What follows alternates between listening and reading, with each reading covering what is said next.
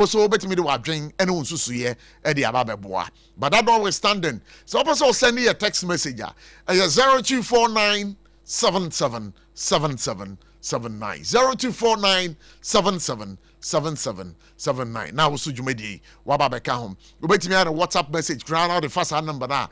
And also your budget break na ya kenkan ni nyina edi amamo live here on SOMPA 106.5 FM. Your friend Kobla ABOTCHIE, aka Prof, on behalf of the team led by my good self, Bright Entry, the executive producer, and again, SARFO Kathanka and Patrick would want to say Akwaba to today's edition of For God and Country. And there is a 29th day in the month of May, meaning we have just about 2 or 3 more days to say goodbye to the month of May 2026 and never to meet it in our life. So wherever you are, we say a very good afternoon to you and formally welcome you to For God and Country. Said the medical kind, you know. But say ne enkomodie no. Ayenkomodia efa wo ho. Ayenkomodia efa me ho. Ayenkomodia efa obibia ho. Sese no me bisa se. Bebia wakoko han dan a wotie utimu yi. Edan bo no eyesen. And she said, "Bang the da money or landlords in them." And then the saint, you know, you have to answer the Landlords Association of Ghana. One more ha, you know, one babedi kasubum. Na yashe said ye, a dance who and some etie. Landlords in the casa and Pempino, one more how. And they say, as I see, walk around crying, yes, saying. Cement boy, yes, saying. Iron rods boy saying. And Timpacho baby obiano, the kind way na enewi yene undi kasubum ewo SOMPA 106.5 FM for God and Country. Now mami nkona mema eye ekuni nyina akwaba. Mema akwaba. Me pacho mun so mo microphones na mami why. Aha. So microphone no mami. Me pacho me mamu nyina akwaba da mo ho te sen. Bibi aboko de. But ya shase a e wo se yehu woni a e wa ha na ye no woni edi nkomo ntino me shase free eye mi nsa nifa so. Pacho obebo odin na ekuo na mo wo no odi bra wom na odi atodwa. Okay, me din de Emmanuel Preko Boama. Yeah, make a media team who and me sign eka a kuno fire Bono region. Oh, okay. Ufri Sunyana. Sunyana do me Suyana saying. Sunya Nkwabeng. Nkwabeng na me tabe didi o. Na bacho mama bacho udin the same. Bacho your friend Mary or say Asari. Mary or say Asari. Na ye bisa say kuo no wo ye den wo. Greater Accra organizer. And our Saka media team, no. And your papa is on your new face. But tell at all. Apostle. About a diva on a count, mammy. Apostle Eric Darko. Apostle Eric Darko. Landlords Association, we are doing.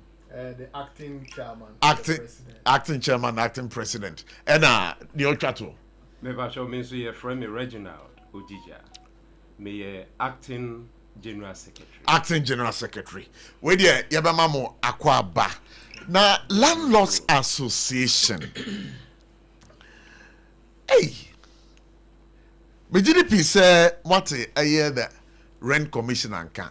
But president the Watan and Kapa. Na se ye bisa se edan sie wo hoi samu si dan na how ben pa ena mukomo yem fan chance info president maminti we yo mi da wa se ewo akwanya we a wodi afreyen enensu ewo ha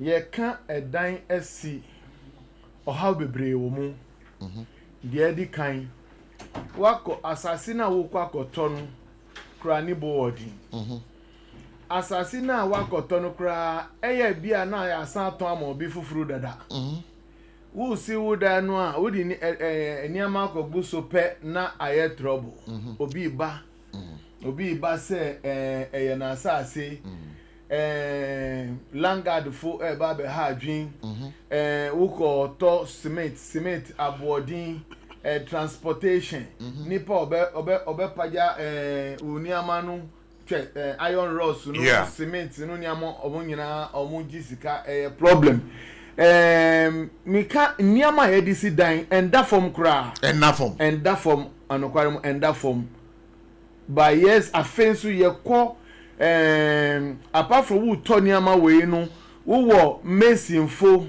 wo electrician na de ya pa edan si finishing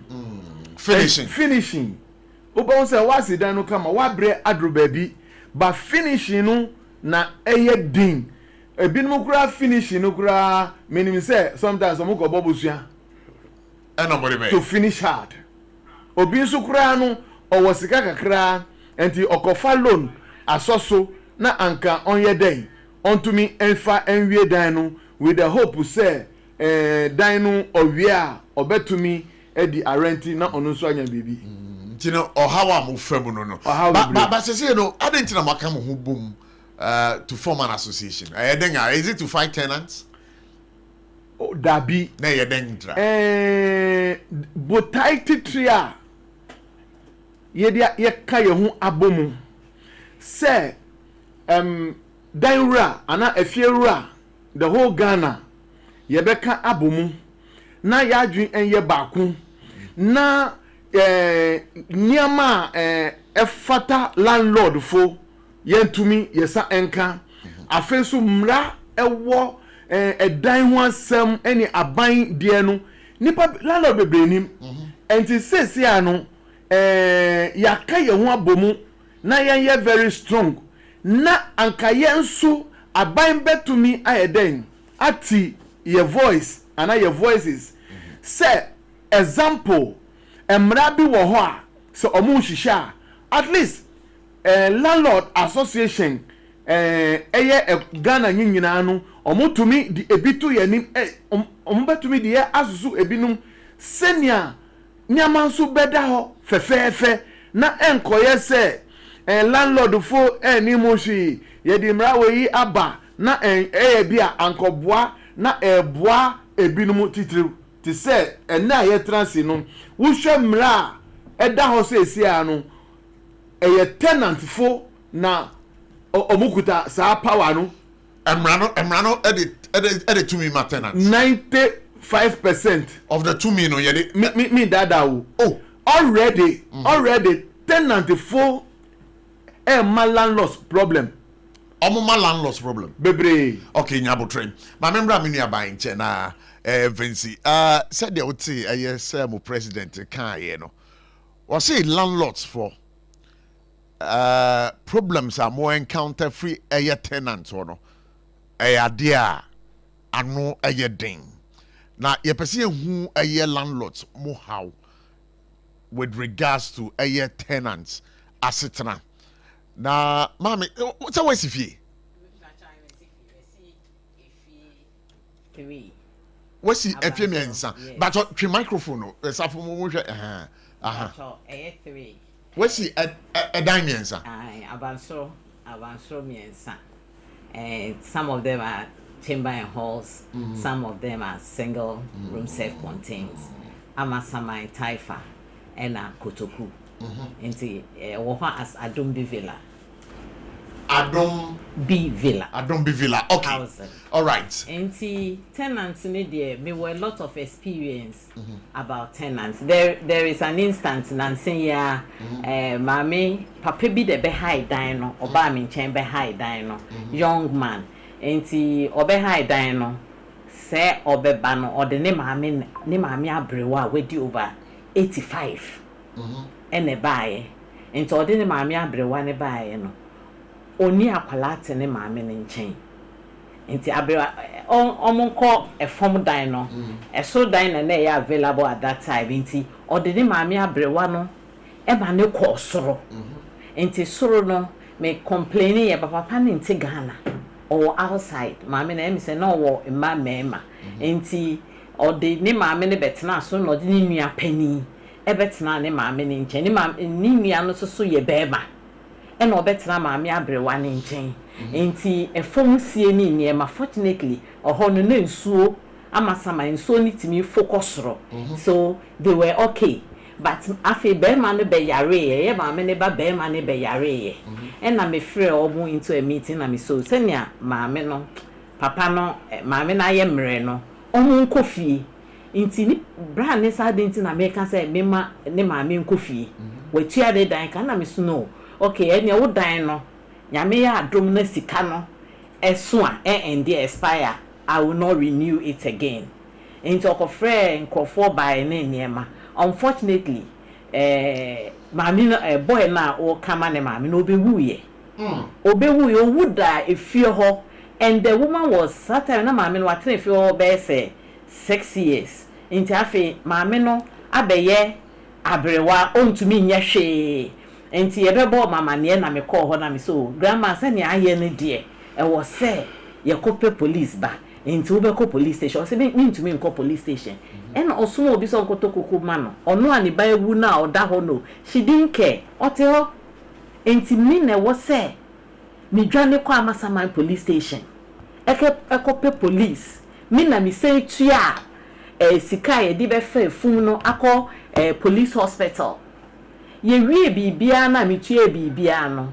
in fact I was advised say ba me we I was say kwan bia so timi e de ne kọ ni kurom me na me sign high kan e de ne kọ ni kurom because she wasn't ready to do anything me yes anya many wie with my own money and she was like okay enye ma say minister bi di betu aka ebusuafo okra she told them I'm happy say many opportunity can say dey we e wo ha because ebusuafo no were not ready to pay anything and for omo say me mama me na tena o no obewu a ene ono so ntena ho. So these are some of the things experiences are yenya ebi wo so a ebi a tenant bi betima ba be high dan or be high dan a yes okay for emergency contact bra. Unfortunately sad day no I didn't have emergency contact of any of the woman of the relatives into a chair and saminya relatives number me free we so mo fin saba me free we a on fi me free we a on fi me free we a on fi me.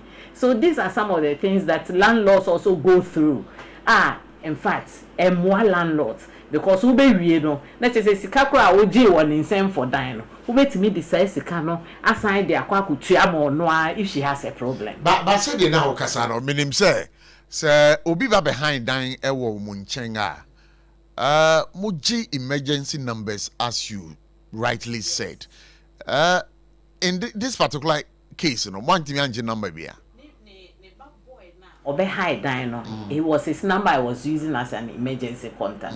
Sa ne ba no yes okọ German news okọ hin no so ko wu in transit. Wow. And so I didn't have any of, in fact, man kase me breya na me didn't throw. And the woman doesn't care. And the family members no so omon care. But mami so obi behind dan wa what the number of people are was so the better than one. Mostly in my case no I mention number of people but ebia or a chamber and hall. It is a chamber and hall no be high no the nipa 8 but definitely I will not agree. What I say? Chamber and hall, a bit behind nobody nipa 8. Oh, nipa bears a 10 credit me them. Nipa bears a 10. But he say be or tifio ho de down. In ebia on any kunu na yere and a wo ho na ebia o ma wo. Enti bi wa te say me wo like tenants a omo maka ho ma omo ye 5 chamber and hall. Omo maka ho e ma omo ye 6. It is allowed but we won't say baby wo ho te say maame no oye maame panimu. So I was expecting that omo mfa obaby meka no ho na omo ano. Enti say when nya oba na ode ni ba be ma ba okay oba be ma betimi ahwe ode enye hwe enti ano de encheda enye room but me in my house I will not take a single room and a chamber and hall single room na mo ye for amempene and a chamber and hall single room mo ye for amempene but ebia me fan say maximum can be let's say 3 4 e betimi akoba 4 de me ma ne mbro so na so kana sa me bi na me yire ye me nyabotre me ne me yire na ma wo nkola be 8 na me ma baji chamber in hall a wo so nti ase chamber in hall no ono ma ono yereda ba ebi wo ha tatete de na porch ka ho no enti porch ka ho a obehu nsa omo de curtains abese ho na omo ama nkwala ni bi abeda sa porch ho e na nkwala ni bi da ho so what I say enti porch ho no honestly I don't want instances ebia ye de curtains obekote se me say obetena me fie a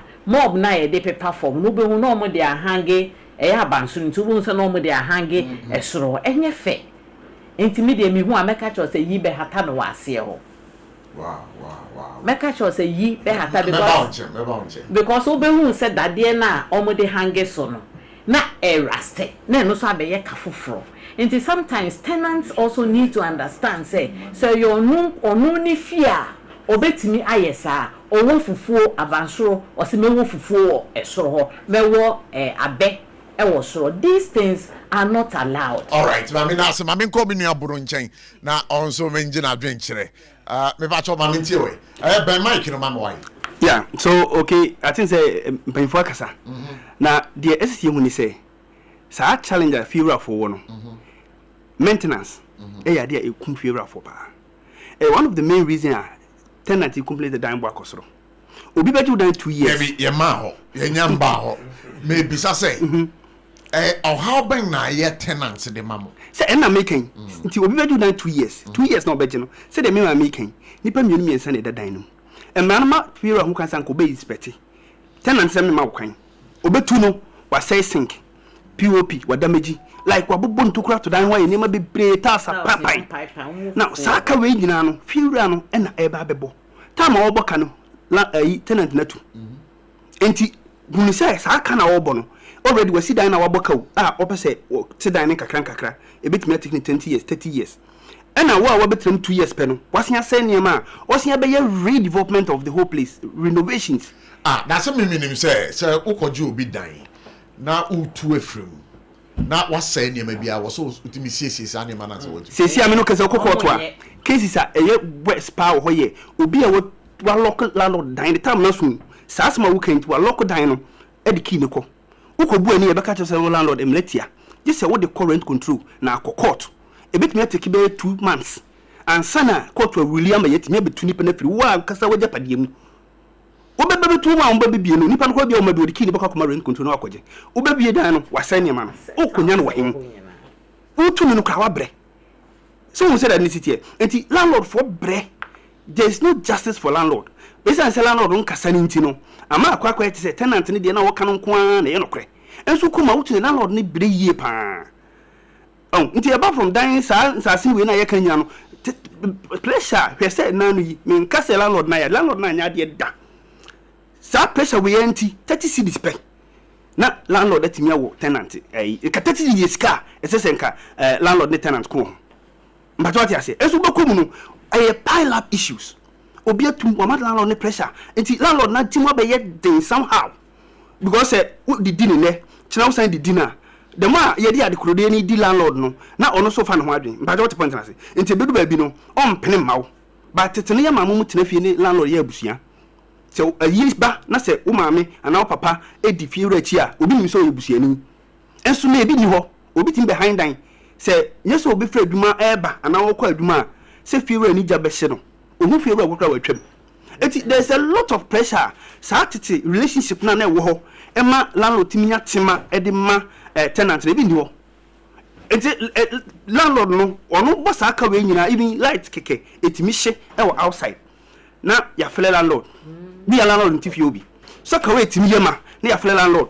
wo akọ waja nan no landlord na emetwe enti se wo de we nyina sa aka we nyina to landlord apampamu a how do you expect the landlord no to not adjust enti akoba de say landlord no so o man the next price definitely obe adjust into adjust abaka say na wa madan ne boy yedin na say ni ye complain. All right mamintie mo secretary ebia o how a wo mo kan also or how be ever tenants what are those challenges bebre medase na medical chia wetiefo ene o mining nyina tenants and landlords nyina ye chia wo na landlords ewo how bebree ebi ni se odan na obi abeje odan obeje dan no ono de nanim aba say ye mesi ena meba abeje dan one na ya agreement waje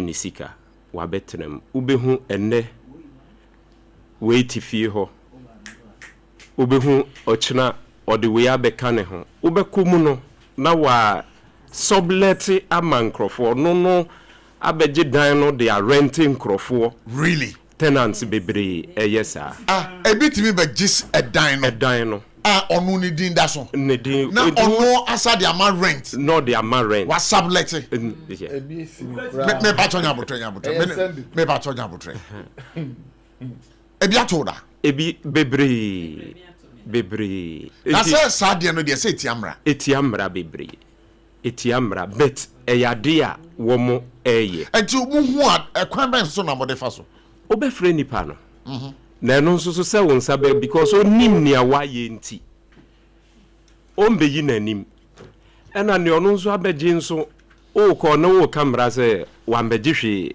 dan bi emfiri wo ho enti agi se wo ma emra ebem bia wo ko rent control na rent control no kwa obekọ no odi nipa na akọ odi ne na ma akọ yo ko ye befre no ye te ne nka ye befre o eno nso ho akwan twa ne niama how biom ne se tenant abeje ofie otim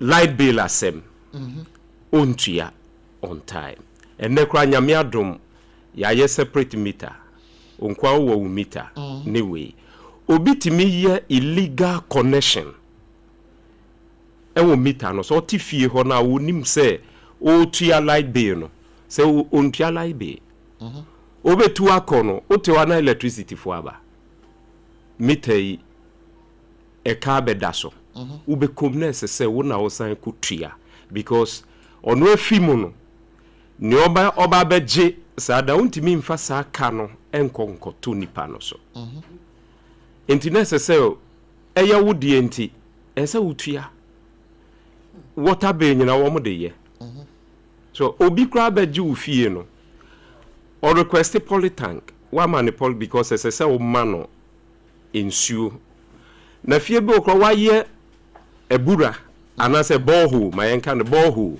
why a borehole e wo fie ho kra no obo so no ope pipe bon water on pe borehole wa man polytank insuo asa ese so wo bu nsuo kra na ekọ polytank no be use or expect say landlord wona obeye onsiesie fie ho ompra fie okoka o se nkran hade obi nsho obi so na ube sorry krono sorry oko enti wabeji fie no otim okona juma onya nanije bet ono nhwewo landlord no wonso wanije a obewom enti dan ruafo wo how bebre na just more challenges bebre okay mamembra president in change president mo dan boarding every year bia no mo tu dan boom dendra Pacho answer. Pacho, speak to the microphone. Debbie, speak to this one. Answer na mema mwaeno.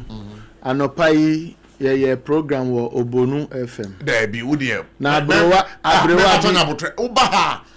Just be the program no. You don't advertise anything. Sorry. Sure. Abrewa bi Efrem mi say abrewa o. Ni dan awodi ahai. Tenant no air2 no. Wa tutu WC nini amanyi nyina adani agwo ho enti bra na watum nso orisafa no kọ enti bra abrewa no obomodi an okọhwe no nipa no asai o si ceiling kra wa titi wo ho eni niama enti na meka no water bill omujai enoka ebi kro omujai no almost 6,000 matua de bia meka sa asem no okay sorry say we no happy afensu say see landlord for etu diamond every year enye anokware ebinumu etumi yesa yati but majority yenim aba yenim no 2 years omuka minim baby a omunya sa law no but ebinum krampo wo ho a omu tenancy agreement omu di kire mi no na che say omu achiro ewo tenancy agreement no say every 2 years no metu mu 5% and 10% bajon enti edan de nkrofo etu so ewo ebinum so a sebita fra che omu no mo wo mo reason enti na omu di agi 1 year but and any kwan so until 2 years titri na minim na adentina after every 2 years I was some to mu dan bo there be maybe some more mami too yeah so the thing say I don't even think say it have to be every 2 years because the rent at na and na ye dibu hu no I think section 14 yeah it talks about assessment of recoverable rent kwanya yemfa so se de obesi age wo dan eka mpacho ati ase enti ewomu eno no womu repairs and maintenance also but I'm just using this to explain this to you. Repairs and maintenance is reason why obetumi atu ubu enti me dikan kai say obi wa o tu no asa niema o repair waboka sa aka no ese ba adjust rent no enti de won say asam no mo kan edu ba bia na ma adwen mu na akakra ba bia na me tie first a me tuo no time no soon say I was me too no but the safari come my landlord and a landlord me be feel o say abochi we say what say we and you know see no and I'm see no and I'm painting then no and I'm koi but GDP say in the tenancy agreement na I am sign no those things are there I don't think I'm enforce sanya no rather than we be jina so dia to ayemubu enforcement no and I'm a cross case be braba no mbadoti ase because the point is say they can yi wo ye no nka bo na odi ma wo na no besen ajaje next person wo ye but obi ye dan no kra wo tu na wo hwehwe no no odiki akoja mbadoti ase and amra no so ama fiewura kwan say utimi jina sa maintenance no so e dey adjust wo se be ya e me ye ka bebre e ma because dan investment no for so many years and some to wo and imagine say can want you na osia bruka gum every year but what you say so at least sa can every year no will eventually affect say the usage no until enye fiura and I see bom say of course you bit me say few ones be wo ho but enye o nyina nti the man here adwuma dia ya be kind of do na say man no so no enti na make say wo ye no anka obi so dia obi ye ya anka landlord ni hu kwan because me ba behind dan na say dan what see why bia na fiura no amoka bia obeji rent dada na but imagine say nka wutu ye ya fiura do ko kire ye wosi fiura me ba wa ma bi ma on na ekopi sika dia be ye nti wo ye wie ye na de odi ma won ese odi kakra to so na odi tisa aka no nti ye mra e wo ho nti sometimes na make say answer na tenant be ka say dan boy ye din no ye mfa nkom mra num ni ye mfa nhwe say so fiura dan boy ye din pa answer na yetimi agina so aka but enei according to global index 30% of obia income onya na maintenance or the hand dan and so na obi get 1000 Ghana cedis a month or hand dan 1005. It's definitely a person we will complain say fiura na job boarding because of an income but ohwe mra nimu anka nya sa na ese ba no nti I believe say the entire landlord ani abra ye kan ho abum nyina no is based on these things see betimi ne aban tenant ni nyina tenase yemfa mra ni nya adwuma yie yemfa mra ni nya adwuma because a tenant ebia sika no ntimi nya ntua rent no nti obi give rent a ne dan ni deserve no yes won teso dabi nti I believe say it's more like a collaborative year nyina ye na ye de mra ni adwuma na ye de adwuma in fairness not misinformation. All right, I mean now say SOMPA 106.5 FM for God and country. So the ND maybe lines not room. Also will be our person will be landlords for now. You have the opportunity of interacting with them live here, of course, on our show. But mommy, landlords for be to me can say uko jaman swa. Nyama ye si dan the building materials no. Ne bu okosoro ne sent ono so ne rent watum. Omo mo yesa na den na we ka kiro.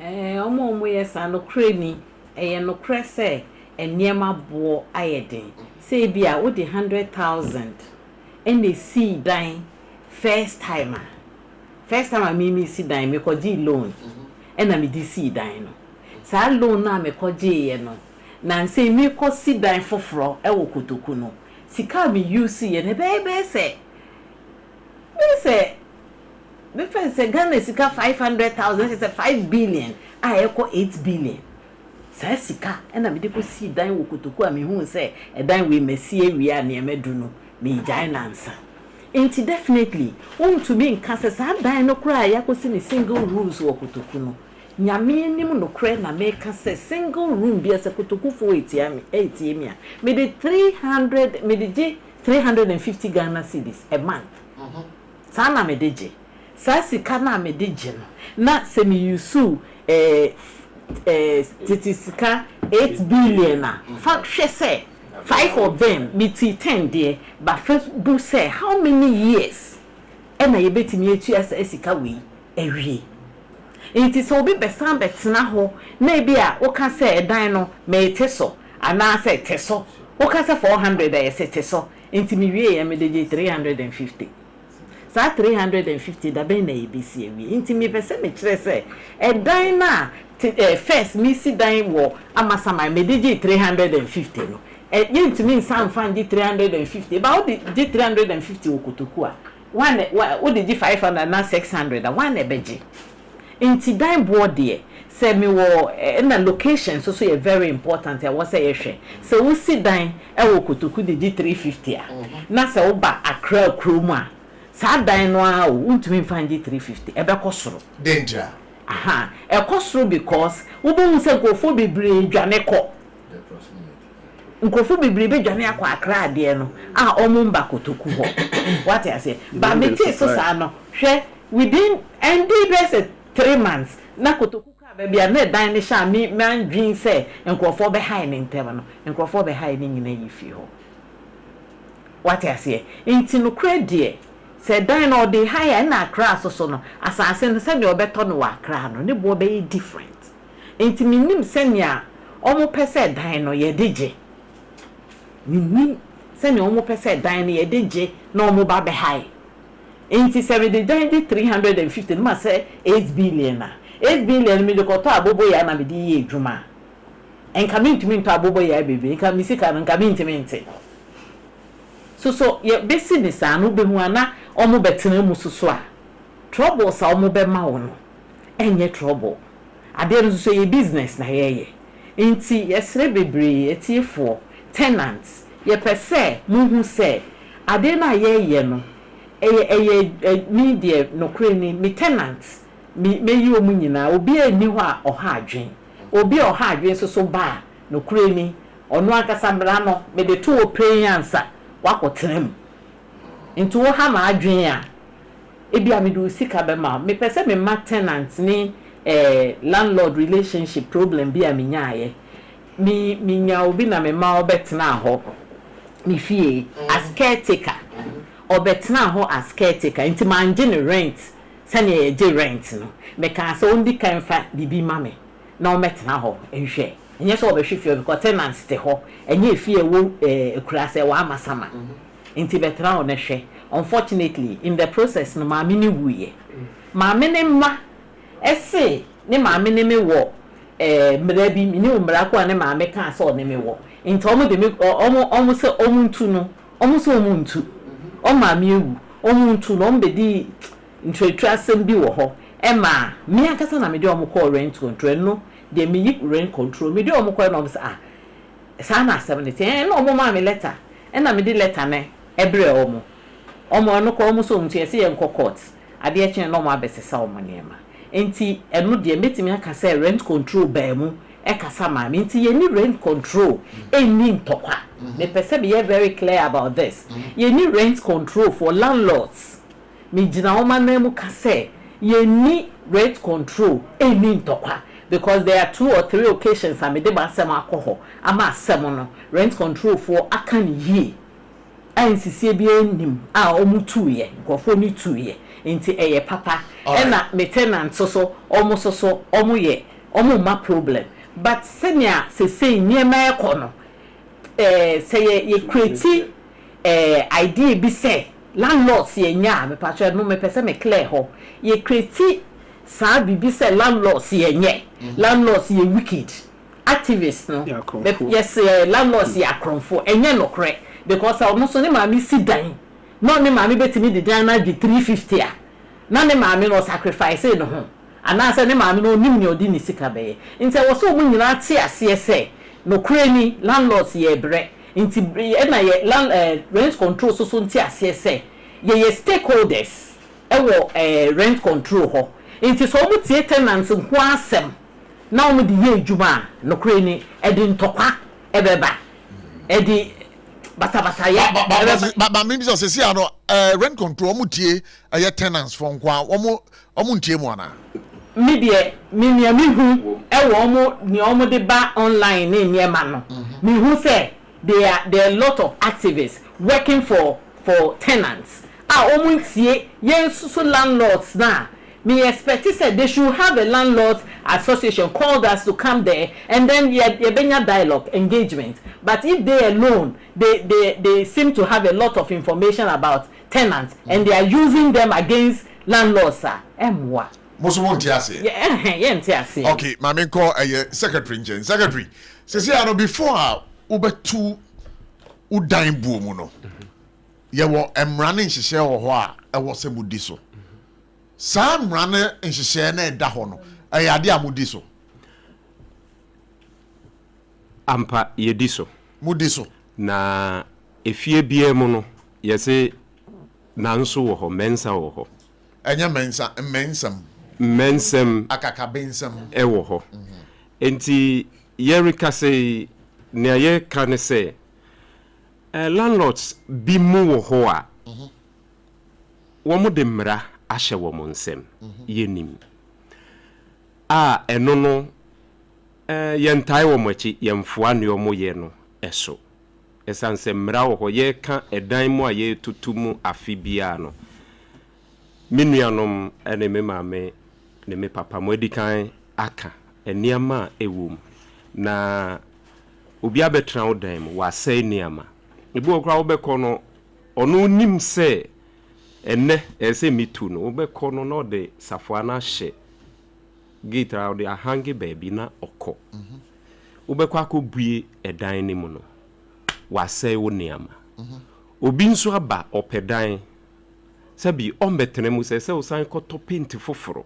enti uko akwakoto sa ne mai no unkonya no enra price because mami ana se papa ono so kra ni paint baaye no ono so beko no o se inflation ne amebo aiden enti ono so atum ena oton ena enye paint nko a wakoto paint na awie no ese se ofa ukopa abrantie bi a ono so na djuma ene se oye painter oba ono so ba be ebe charge o enti waba no ono so che so ke mi painti ebi adan mu ha meje wo se o de ka paint ska no ho a akọ anim obekona toilet tiles ba bi ebubu enti ebi kra na amono mu ho no uniska ewo ho se efie wura enti ese ukọje busia bi wo ba bi na utimi de beye uwia ukọje busia so yenim so man mo ukọje busia nsi ukakra da so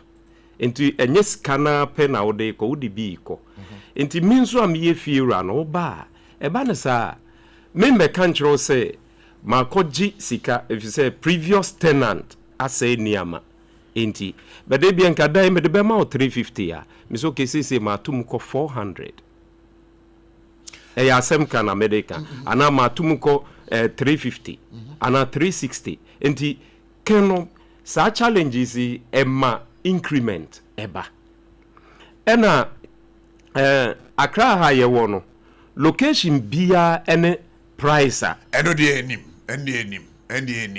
but before may activate lines this is because ATF they would have some questions for you but Ceciano, what is the position of the landlords association the 6 months rent advance what is the position of the landlords association how do you respond to that but look at me let's have the conversation the woman say ebinokra prefer say omonji 1 month they are okay 6 months they are okay mini landlord bebre adi nkomo obi tire mi say oji 1 year owoni ba okọ university enti ni business adan no say onu so benya ni sika kakra bi senior afinu so a ni ba no be ko school no a oji na advance no a oji no in bulk no they call but ye won mra wa ha eno kire say you are not supposed to take more than 6 months. Yes, right now, no. Samrano has to be flexible because no has to be flexible. Yes, and that is why the landlords association, yes, we need to sit down to dialogue. And you know, say the Rent Act 1963. 1963. A chair anti Yansisa Mukakra. Me bakakra 1963. Satan no ebedru 1980. Ye konua omo mi mame no mu omo konua rice a omo di begu tray mu apawa mu na ye betra se ye nkobo ball ye be yi abobo nyina wo mu 2-3 hours na ye yi wo wie kura ye si ebi wo mu ansa na ye benua ene a ye ti ho no ye to omo no wo bag no straight a ye wuhura na ye nua. I'm giving this simple analogy. Enti Sam mrana ya ye from 1963 no SSS no aban any landlord fo ye trust na ye nsusu hu ye omo famra no omo hwabom but na ye nsusu hu na ye hwe now it should be something like flexible now because Ghanaians have adopted sa subai no say me gi 2 years ana me pese me am into 2 years na me hunto me enti amra no enye say monji 6 months and but then say obi or pepper so betua more than the 6 months 6 months nipa no betua amra no ye flexible but then say yenti ye fa no say up to 1 year 6 months ana 1 month to 1 year fine flexible but obi say amra no e kan no obi demandi chichiran famamia odun problem mami ka bibi nchira wo ene nansa tenant frɛ your representative wo sunyani say oni ni landlord wo problem so he referred the case to me me frɛ landlord no me mo bi ni no kakasa I want to say I went there myself I explained things to him o say o sir asundwe baaye but I was saying idea no tin enti dia woman no say a negotiation and now dialogue with landlord for I want the country to thank landlords and landladies say ya boy who modern say out of our sweat ya ye dan amomu okay say bit afrache na ebinumu ka say affordable house aban sidam market will say kwadrochi mamu aban asisi dan bebre affordable houses bebre yes still tenants omunya dan na sa ena ye kan affordable yes sikura yes still landlords who be here all right and omumfa obuo emma landlord fo mami na mami mbra me mami nchen na se utu obi afri ufie a ekwan ben so na mofa normally no what I do is I cut 3 months ama wo dan no asoa me de me throw letter me catch wo say I cut 3 months ama wo dan no aso enti be patcho 3 months ne so a ubetu anasa opesa wotena ho me bisasa opesa utu ana opesa wotena ho a I've given you this 3 months let me know enti ampa me throw letter ne ma enti me throw because me majuma enti me throw letter ne ma na 3 months ni do now ebia before that time wo catch me so ma ebia metena ho a fine enti abi wo ho ka so betena ho a no kure ni time ne beso apa ho kra na ebia ni sika no onfa mai but okay because also betena ho but ebia wo so betu so there is an instant as I speak with you obi etifie ho me wo ho na obetua for another year into obet otua for another year no magisika no me 6 months nti me 6 months no kure ni me ho no o pese o tua 6 months am de be ma o pese o be tua 1 month eno de menje na mbom 6 months de o ka so o be tua meje aha enti o be tua 6 months mami o tena mu 1 month no see ya transfer no cause Volta region said them me say it's okay be ju sika aka be pese me de dan ne high enti wa me kan kire me ntem so I say within a month now be tua sika na o be ju sika na wako Volta me pese be bibia me say okay be ju sika enti me wo ho na definitely baby e wo no bi ba be high no bi so ebe high afi tua o say na menya problem of Volta region ho and na menya problem wo ha I have a message here. I sent him a message say me man up to 30th say Saturday when tua me yi ni niam na di agua because tenant me yi ni niam na emranoma kwan say wo landlord wo me de dan na high wo betime yi ni niam kan emran ma ho kwan sa na adentina wonim say because wo so when nimra so e was so ma me 3 months notice one man is at 3 months notice no utu esika do 1 month no wasan ba sa same month no abeka kire me say wo baju sika enti me na me fa me dan ni nsi wo e ma obi a me hai me so ye majuma all right mami ko ahoma no so sisi ya bacha obetimi afre 0260196064 0260196065 say bibichi wadwen efa edan han ho a ene ye wo landlords association ewa ha tenants no de begiri pise a wo so e bre se fata no ye benya tenants association for so wo maba ha. Hello, good evening.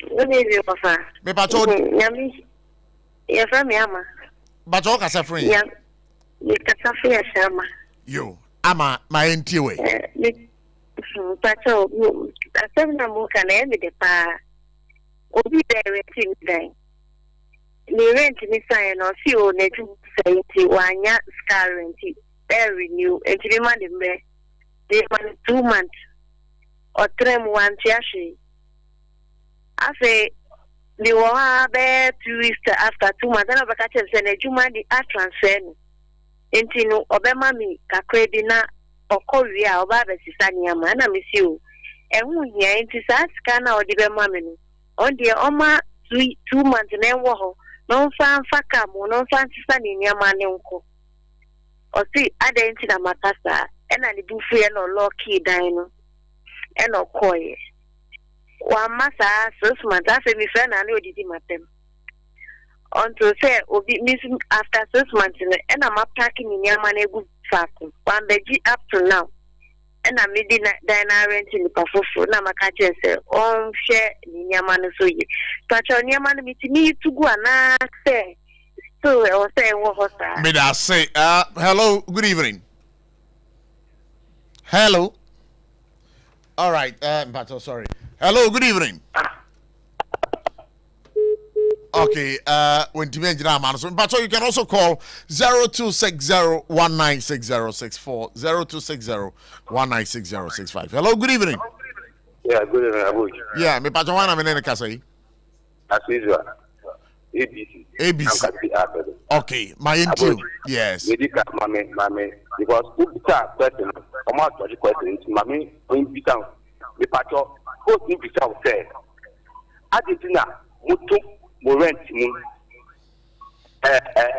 like my high 2 years now my son to rent and no car said and say would be the high than I said or said the billion soccer I got to what you said I didn't know my high than 2 years in 2 years now so better high 2 years no up to and no patch and a 2 mamma not part of state would be a high papa to be a behind the time and I will be up high.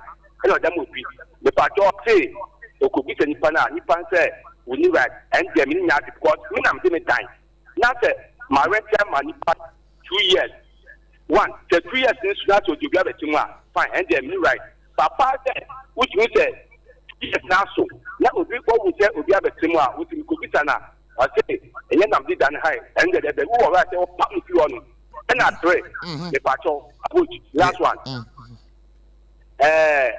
Maybe that or Kase, who say I didn't to be the high than na like almost 15 or 10 ebiana wa say to kopo picture na big to obochi me there me be ka to me nya kan because ebi wa hanu unya omo ye say obi to bi na say e ma say a omo kopo picture bia o ni po wa ba rent sika no sika na no mtiefi e so ka che me say so ka che the whole say omo kopo picture ni say am dem nya kan me da say am so ma cheche mu. Hello, good evening. Hello, good evening. Yeah, me pacho din ni baby okasa free.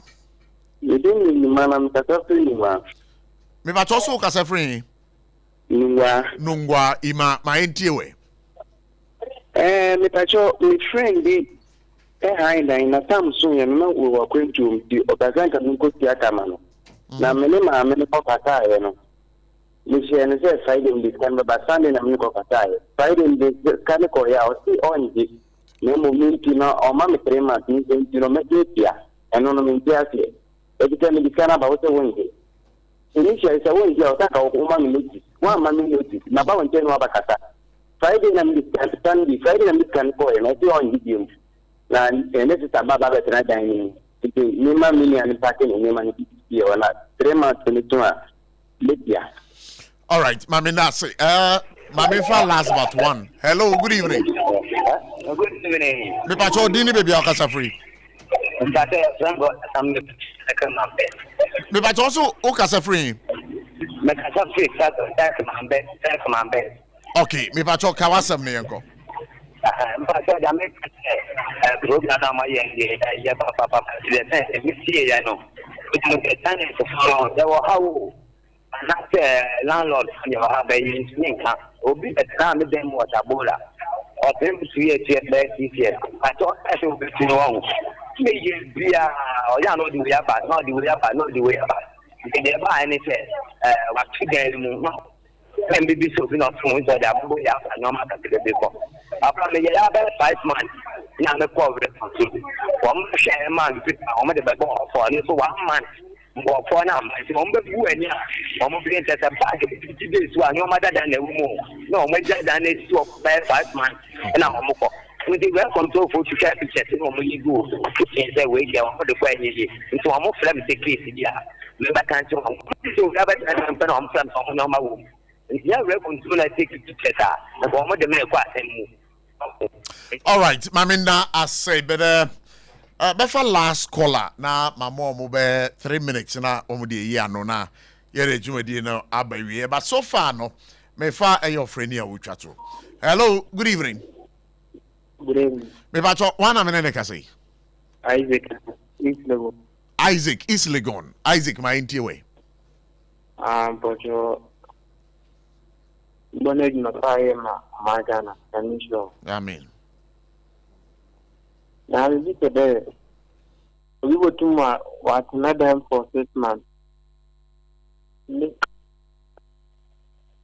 What bad for 6 months? Me pacho, question is a bio. The okane yan papa. Ubisa saying, Sebisa question bio. I'm we were to rent for that. We rent down for 6 months. Okay, that's fine. Last one. Hello. Hello. Yeah, me pacho wana me ne ka say. Abochi pacho nya ba na na. Nana ma yentie we. Yo abochi pacho. It's rough for me. So nsama wa mu kenya me ya me na akra. She obi pa o sanyema na enyema bua aye. Omo de tu mo ni su say. Afu ya na so 2 years ya o ko rent 2 years pa. Omo de tu mo ni so 2 years ya o betum anaka afi bi o betum. Awo so mo say enya ko wo drum. Aka na ye ni ba nya bu tra ko de ba de na everything. It's a young woman who almost prayer. It's someone who can hear me through now. Mr. You just with them, not tired. Not like that. My young friend walked out to do the one of the yet. Oh, Minister, young enemy friends and try to work for the twenty money. As a zero corner, the plateau. You want to see me and I will cry. May I say, Mammy for last one. Hello, good evening. Hello, good afternoon, Professor. Yeah, me pacho wana me ne ka say.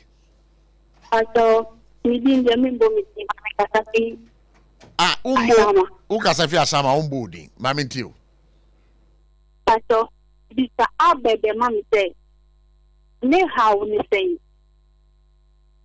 abede ne how ni say se pata abede say o tie mi ameni pata abede say obla yo bona obi onti mi pie means also where there every say mo asumu ha me sha say free secretary in check okay wo 2 minutes we benya 2 minutes na e dey sorry so yo me da say na manu yi ni say mesre landlords association bia wo mo mpatemu nyina se mote yenka ye hia mu nyina again no ne yenka amanfo ebisa questions we don't have time. I want you to react to it before you neoka inflation and say ye two dime every 2 years bia no me person oti asese landlords no so man mu ha na ye wo na eniama mesidan ehu na me didi na me call market no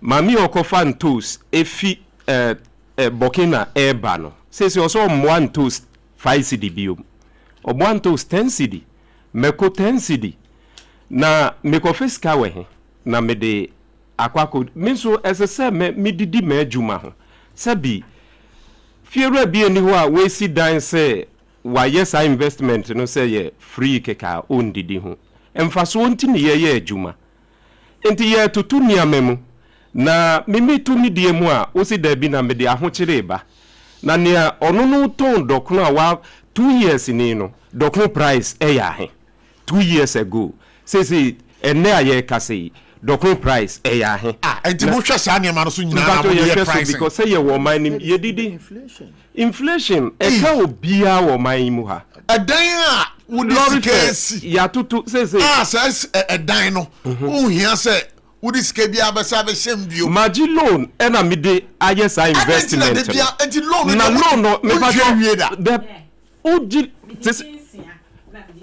waji loan na udi esidan eja saye na uwie dan ebetimi akoso be 10 years na untua loan enwie okay fa wasembra wie enti entumu ne de ye nyina ye adwuma inflation ba esese ye nyina e ka obia wo man mu ha ye betum ever 6 month renters no so no ye gitum landlords enka say ye bumra so ye enkrofo a ye di mra so ye ni how say ena me di kan say ebi mu but mindim say dudu na anyhow say emra ne say 6 month say bibie wie peye na ye mpenfo say agitum say ye nyina yanji 6 months ye ni how bia ho mami na say mami tie menu abono di she okay Mr. Jeffrey papa na oka say obi ti dan mu na fira increase rent no say utie me submission na me ko tumra no na me ka say repairs and maintenance reason about me adjust rent enti wo mra wo ho ayi su enti say fira bu mra no so a enu kwan say ohwe han say fira bu mra no so enti no say you need to take the FIRA on. There are cases in court. FIRA dibem. Wabra watundi buma. Manisha say, tuno emra. Inti tenant intia. You be so akokotwa. Tenant no edibem. Ye say FIRA say ma ontum. Mbacha ya tia say intino emra na wo ho. Inti say utwa mbra ni mu a. First na waka mbra ni mu no ye value of dine wasi no. Utim di two boom. Asase ne bo. Utim di two boom. Answer na about repairs and maintenance. Or say interest on overdraft of commercial bank ultimate the two boom nyama na mtwere mra no enti sa mra no dis animal ya insusu dia say yemfa to ye boom a se fira no meet these conditions and I say change ya SSA okun rent control na ye assessment na otuni boom but no kwe woman say nyama fira be rent control is because of the charges are rent control so charge because ukwa unkwa enye free rent control charge. They charge. I have the fees and charges. And me pato, muko rent control na say na ye charge mo. I think say me off head sir, but your the fees and charges at the Miscellaneous Act. Okay. Parliament pass here. Ghana government institutions nyina mu no mo je. Until landlords mutia send amutiama a rent control for. Oh, what me tia ebi wa case ko to 200 series. Ebi rent card cry by per case. Yes. What the case kwa utia? Yes, so they all complain about utia. Yes, ebi rent card I see embedded 25 series utia iska. Enti I think say sometimes you head charges now. Na fi run bi wo we bisa agent we bisa we no dey acceptable no. But as I see you follow mra no. Enti say we tenant hunu mra no. Fi wura hunu mra no. Na fi dey nyina you make a decision from there. Mami nase. Mami yeti o. Wase metwa to. Wase na meka ne say senior o kan no. Me say mra no ehu hia. Yes, mra no hu hia. Se na be ya tenant be te mra na se. Na landlord so ate mra na se. Se ya nheda ntena se ante mra na ye di ye adwuma na se de a ene enko. Ye nim se mra ni bi wo ho a ya cake. Nti e wo se eno no mpanifo tena ase na omo hwe mra na ye hwe mra no so a ade ba kwa me pese rent control 40 ase ne se me pa cho enye gidigidi na momo ntumi enfre landlords no omo ntumi enfre tenants na ye nyina ye ntena ase na ye nya ade ni yi na mo se ye tie one side na ye de ye adwuma side adwuma na ntumi nye yi nti ye sempanifo bebre. And I've always been putting on TikTok and pennyful who say yes baby, we are also stakeholders, and so they should engage landlords and yet tenants quite was so you maintain sir and run was is here if you have tenants baby a chain baby tenant in so kwa no crane me cases abedi akọ no nyina da hope fe enti me kwa and the 100 cedis but me kai say ma me receipt na say ma yeah, mommy receipt. Your mom receipts. Minya receipt. Who rent controller? My top card no, card, rent card. I didn't get any receipt. Who got rent card? Me na me catch up. Me batch please. Who got rent card? Me patch on pese me. Who got rent card? Mine. I want Amasa my rent control. Minya receipt. Your mom receipt. Your mommy receipt. Me pese me can no cre. Your mommy receipt. Wow. All right. Shamai, yeah, call what's a betrato. Use this one. Yeah. Me pese area Ghana phone nyina enti niama asi. Say dan a ye tumu ewo abrochi mam mrabia ewo ho. Na mra no ye adwuma. Enti abrochi mam say no omo ahihye say bi omo calculate inflation no say ekoso enti every 2 years emra no wo say ubetumi atu wo dan rent no yes ubetumi atu rent no no mo di percentage no ahye ho now say wo ye maintenance e wo fie wo dan ho a wo di documents no be ma aban na aban be ma wo bibi kakra ewo so because who boa oman no I want to plead to the government say landlord for any tenant for according to say Ghana hire footballers be no omuko panso omo ye nuanu ni adamfo sa na akwakoye omo mayen transi senior minua baka ye no landlords they are one of the biggest stakeholders ewo oman no when it comes to the housing industry. When it comes to the housing industry. But acting commissioner the say muni in Asia. Yani no Asia. Na mu share den epiem. There were munu say. There muni ni share na ankoye. Oh wakoye. Oh, wakwan bi so no, you know. Wakwan bi so no. Mpamocho kakra. Mpamocho 1 minute. Ankoye anasa ankoye. Ankoye kakra. Mpamocho wo dia say enya wo abufo kwan so. Afi say mra no bi wo ho a sesi anu emu nkyerɛkyerɛ no ento asomu ye enti ama confusion bebre na aba enti aban onya boteri rent control onya boteri yen only landlord for yen transe na na mo kasa mo nyodo na because yesu yakuta adwina ye di ma ebetumi aboa. And you know the last meeting you had with acting commissioner for rent, you know. Everything I can say, and we pay. Oh, you know, make us say, and we pay. Dear Yedi Koy, no, come on, Yedi Koy, no, fine, but then, Mrana asem Edda Hose, say, Mranu say, Sam Mranu says, we want to sit down, na Sam Mranu, young Komu, because we have different interpretations about the Mranu, and Emma. Asunjemba okay eni jemba me da say ya be share up brebu na ya ton safra mu na mo asaba da pacho na me pese me border ro ema landlord foni nyina ewo Ghana say yewo krokro bia landlord association ewo ho ni niam we want all of them to come together omumbra na yanya a common body, a national body. Na ye penyifo ho. Ti say anu your representatives Eastern region, Ashanti region, Western region, Tamale, Bono East and Bono. Wow. So we are moving, we are mobilizing. I said we should come together. Even I don't know better say me to me aka anama fum so ya Okada National Okada Association. And just I don't know. We don't move for Chebi. And just landlord. But you know my betu. But na mo no my say association no my say. Munya me ntama me break me. Secretary.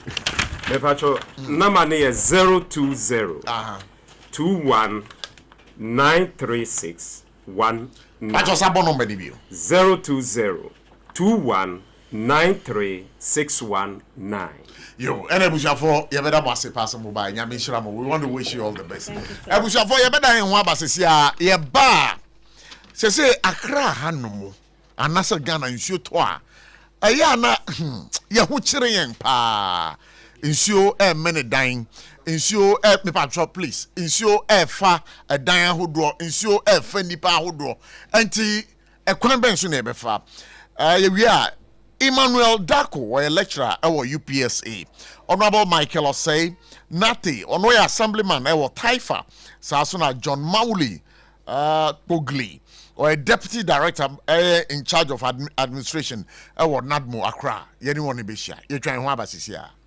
Munde dinam se menya foreign call. Hello papa, what do bad to be a new? Se me feel London, echo US. Na no crowd wo kura from me bo mamania. Na papa mo hot say. Awurade aduma haboko. Na ko jejesi, echo bo sempene mo. De wo ton adansi ho niam no so. Wo hye ho de. Oh, wo hye ho. Echo ba, mesi wo bo aduma kura sre kane no a. Na wo dro US won so manfo bo ndin sa na. Eh papa US hakura de. Na ko jejesi company limited agi ba bia. Wo Holland, Germany, France, Italy, London, Canada. Eba adensi ho niam dia. Obia se na ko jejesi company limited. Na matese wo bie depo kesie bi e wo kasoa. E ho na wo bia ko to adensi ho niam. Na eye no kura papa. Oh, eye no kura pa. A police station in Chanhua. Hey, a kuoba sempre monono. Onye mereda. She, we kurano mi ensemua and wobi en fufuro yawo. Baku obua kwase paase kumase. Ade ba ko so pokua se nkran ha. Obia se na kodwogasi eye bemaba. E wo dansi mu. Waton cement, iron rods, banding wires, and adua plywood and just said about dance roll. Te se bibia de she a dance ase de ko wie. Depo no nyina nso eye tufo bo. Wodu ko ka mu a, wodu kodwa free. Accra we Kaswa Depo, any pokrasi de Anokra Tonchanya. Was our boo Akoteman, Tantra Hill, Iron City, a man from. Was a beer depo Kasianso our Koshiman, Kumasi Sapasi de Porokra Danchanya, a Biswa Magazine Road, head office no. Were beer depo Kasianso, our Dadiantum, a Joshua Accra Road, from a opposite Aladi Celia, and Papa Meboshan. Tanoso, Breman, and a man from. Numbers of man for the fray 0244 313 752 and 0244 41 93 Nana Kujesi Company Limited. Hey, a Kuabas in Primono. In the stillness of the morning, before the noise of the day begins, there is a sound rising, a sound of prayer, a sound of power, and a sound of victory. Yamawakwaba was SOMPA First Service. I was SOMPA TV, SOMPA Radio. Your early morning altar of encounter. Join Bishop Albesaki Kwabo. Onyankopon di fa wasra no eweye brim. Enam ne nsaso ama Onyankopon we ya honwade pi. Through this prophetic platform, destinies are aligned, burdens are lifted, and lives are transformed. we ne butai teacher asompa first service ewo homa yen enye TV program keke eye bra osoro ne asasi hia eye bro nyankopon kasa kire ne ma. Set your alarm, tell a friend, gather your family, and let the Spirit of God reposition your life. Masompa first service entwa wo hu hoda eye dwada kusi efiada anopa no num kusi anopa no nsie fa woda no nyina share radensa na erade beye.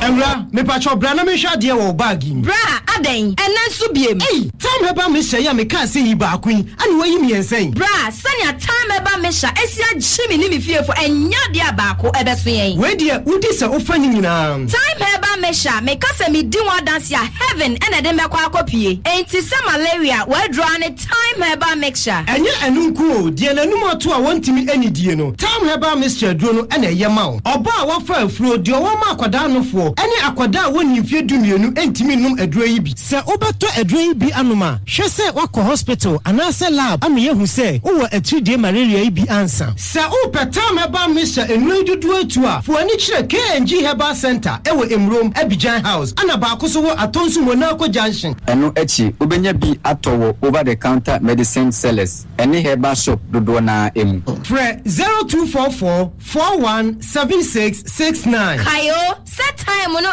TIME time herbal mixture afi malaria fever bi adani ziba ewo munu betu akọ. FDA agi ejodi nkratoyi yi atu. Hajia special local food abakade enye aduane ne aduane o ye wa aduane ne ye wa aduane enye nwanwa se Ghana ha ahemfo eyi akese wede na kese party akese se wo pe baabi a wo be serve wo ma wo ho se ye buffet ene wo mo ye se ye local continental dishes a wo bi atwa nani a Hajia special local foods ewo hacho atomic kwan so ho no de enti e friend local foods ne se enye wo mo ye aduane a na wo mo atentam tomatoes wa pro meko apro jena apro garlic apro no wo de aye aduane se eya abonti na aduane edi yenye ne bisa dabi Hajia suro nyame etinye nwanwa se Ghana ha etitire se ministries agencies akese eyi ahemfo na nanom ahema mo wo mo tena se no wo mo si ye bedidi ye didi eziban ye didi a wo mo se mo mfra Hajia special local foods efise hono ena aduane no ekoyie Ghana ha ba bia wo mutimi serve Hajia special local food pese wo fra eye 024 63599921 024 63599921 anasa 059 479 7215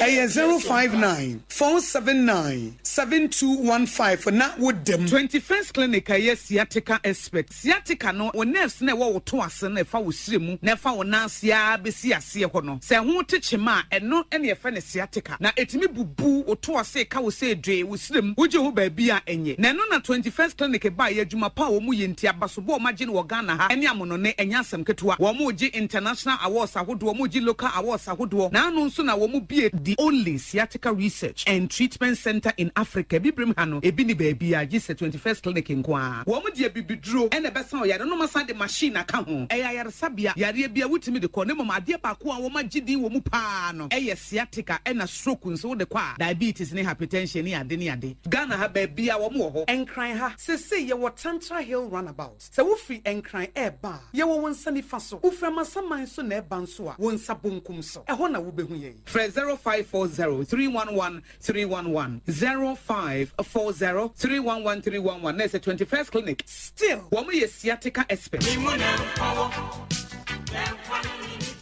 Aha! Just hot kinky. Just hot kinky. And your hot. Just bread and pastries is say. Just hot kinky dokno noa. Ye di yellow corn vitamin A womono. Na ye 3 Ghana so the sepe. 3 Ghana so the sepe. No mo to dokno wo monten so. Eno no mo tu etono. Say die. Occasion bia. Se wo pe dokno serve wo ho a. Wo die frey. Na ye customize the mount. Se the wusi penny bia. Protein na opese de ka ho. Ni aya ma wo kama. Yes, we take orders for every occasion and you can customize the price of your orders based on the kind of proteins you like at a very affordable price. And to say, Obienim say, just hot kinky. And noa, and ye serve ya wo. Just bakery, e wo dome. Commercial bank in Chenwa. And to fraying, and was 025 60688832. Na yen customize your orders in the mount. Never serve wo say the wusi pen.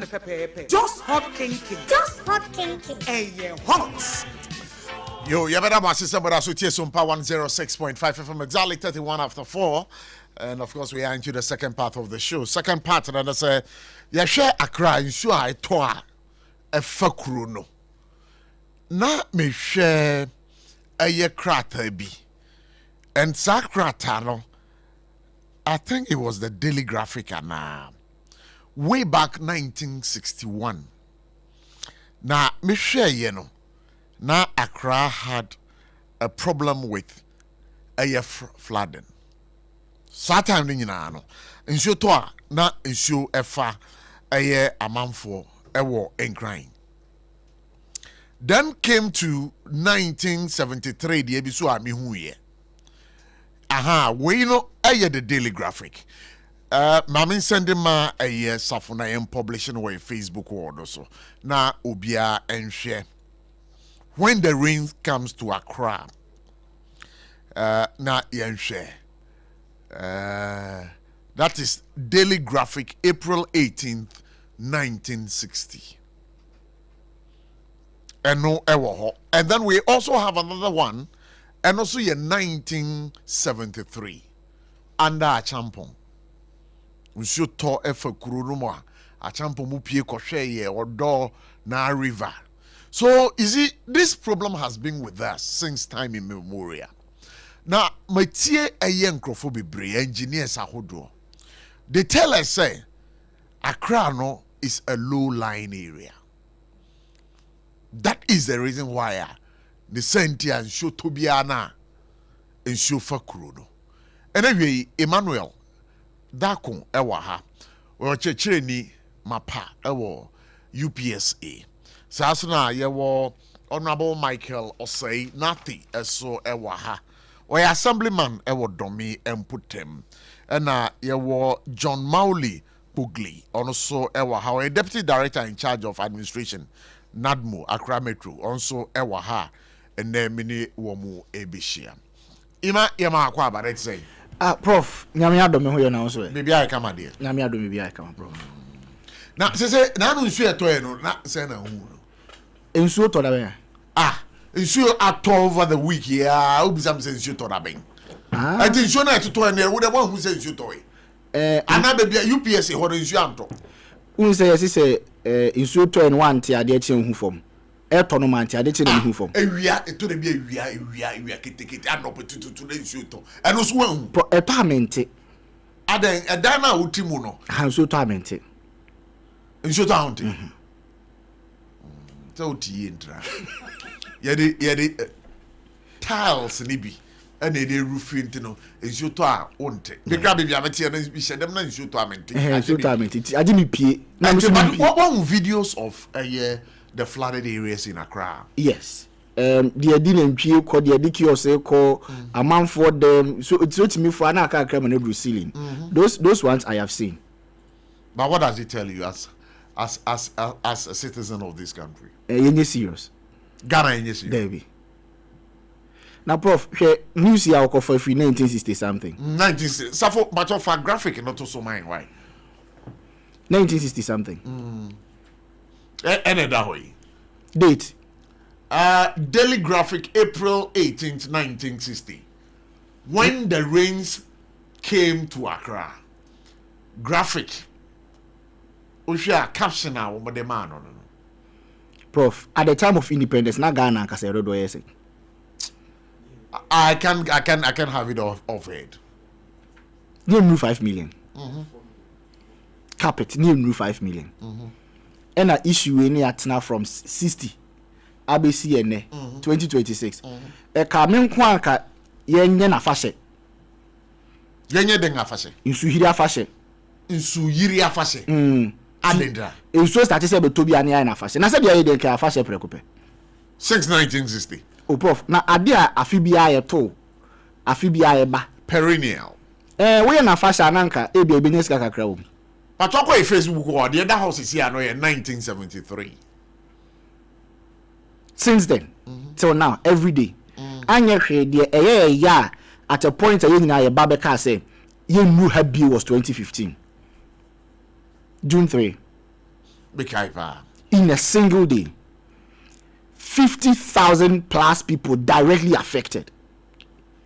Over $100 million worth of properties in a single day washed away. Prof. So if 2026 we are still having this conversation, Minister of Tourism say last month some person mode funeral poye festival nanka etwetwe amount for. Intinka ye ne festival nanka ya ton staff amount for so that they can come and see the incompetence that we have endured since time immemorial. But even listening to the engineers, what dear was when it comes to some of these challenges they tell us Accra and Kasana, the positioning of Accra and moi. 1 year Kasana only arguing. Prof, meaning the engineering aspect of it. But I can tell you quickly, our problem with flooding or as regards this issue two things: election and erection. Election and erection. Yes. Election here, denga. Election here, politician no. Omo parta omuntimi play because onim said dan here esi ha nye okobugu sesi a obelusu election. Onim said ba bi amanfo akwakọ settle. It's not a settlement area, but okobu sesi a yebeto etia no. If abanya wote so in the moment whether NPP or NDC onim say e wo se yebu ha sengu, but ni fear ne say okobugu pe the opposition will capitalize on it and present themselves as a friend of the people. So that is the challenge. That's the election problem. Then the election problem. Baby, I need to die. Asasi bi ano hine twaton. But you see, you know, town planning officers so why ya mana to me say a man for more musi dan si baby was say you see dan ho no. But who so na ya hu tintini say o man for si dan was that area how you be transfer. Our chiefs are that powerful. Speak to the policemen. You catch in some areas, you go, you observe a crime, you try to solve it. I can for catch you say one resolve this issue when died you transfer. In less than 24 hours they can transfer you. And it's not even from a politician. It's from the chiefs. Almost one omoyi. In saso no more toniti. I have no more chance. I say, oh, Moses Ramsar side to say one so omunim se be assassin da no mu twa no. So we may want to blame the experts and civil society for civil servants to say town planning officers no. But Prof, if you go deep into it now person ohwemu ye pa wo ye ni tintine kan now ko trade down ho stop work produce permit near makakra no wanya e be transfer because ohini bi business na person ugu no ayatesem na wo te a wo kan yemfa ne say yatesem because we don't have the evidence, but these are things we know. Sebi aban ton asase okroma say aban ton asase professor confirm me say asase we aban na ton dia nanka and am ahim your government lands ahimfo no na normally yeta to asase from hodisi adan. Yes, but Prof, in ending 1 minute na million mumbrem oba communication you will be a friend of positive deviance. Problem wo area has say no wako area how share problem na then you realize that in that society no nipa bakwa na mienu bi different from the main issues are echo around. They say be am say when saying you go to an area teenage pregnancy now what say be enkwala 10 bi wo ho a omotimi akro mo ho atwam wo teenage period na omanyin saying those people are of interest to us as development communication for say there no mo ye no sonko a omo de saade na etu obi a o area ho ne bi anto omo. So yen hwe se die ntia cantonment ensuo to ayemfa omo. Have we asked ourselves that? Low lying areas na say cantonment so Accra na bia. Chain homes baby e wo no me report bi aso mo sunsu na for mo. Airport residential me nya sa confirmation you know. Baby a honorable Okujeto Ablakwa no when your friend is saying. Okay, Airport Hills ana. Airport Hills. And if you are here. Or covet no se ho not here. Okay.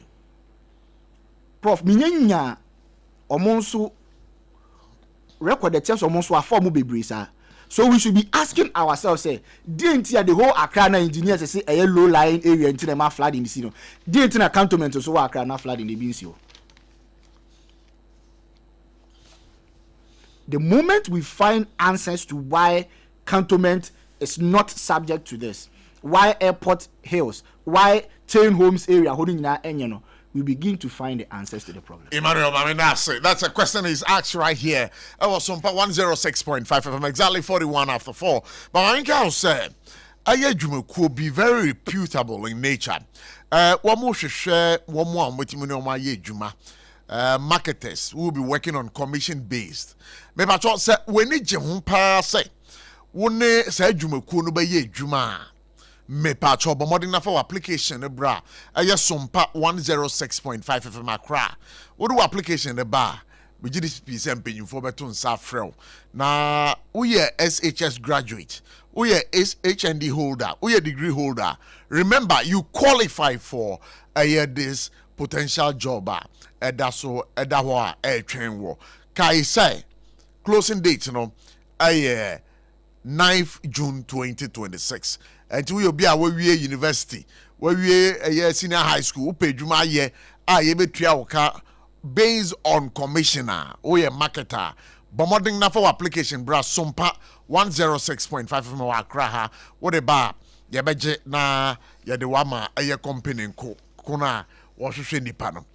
But my answer say yade wo hoyi ya. Nsu started to talk. Nsu na to tono. Hunu say tri di yade be page ne mu. Na epage ne mu a edroben na wo de be ku etia. But empo no entwen ema yade ne kra nchew. Na enka say o kwa kope edru no e dia fight. Bomodin na bon ho ban free malaria. Bomodin na bon ho ban free jaundice. Bon ho ban free typhoid fever. A drone ye bakope a dear daso a your time herbal mixture. So when no to a wounty mindi, the hunam ya would a kai time herbal mixture. Now time HH mixture and then the capsules in the a CSM ma a CSM mema. Bema be or Johnson and the Bema Mushino. Or baby or Tanasika Crana and Sue Guno. Me pat all was a how na who say a yanemunsa yadiane quetiawi. A draw may come from the way amount. I bet me to a say amount pano. A time HH mixture and then the capsules. Me patron no way up biatoa. Drugstore pharmacy shop be a bemobiano. A yadia on Sabeka. Fre 02444 17669. 02444 17669. Na was so no jumed a drui on Sakebi said a be a bebo. Mammy call assembling chain. Assembly. Bibi abokode, but also microphone no mamoy. Say be I find it. All right, that's fine. Assembly. Now no issue na ton ye no. I want dom me. En so fa nipa na.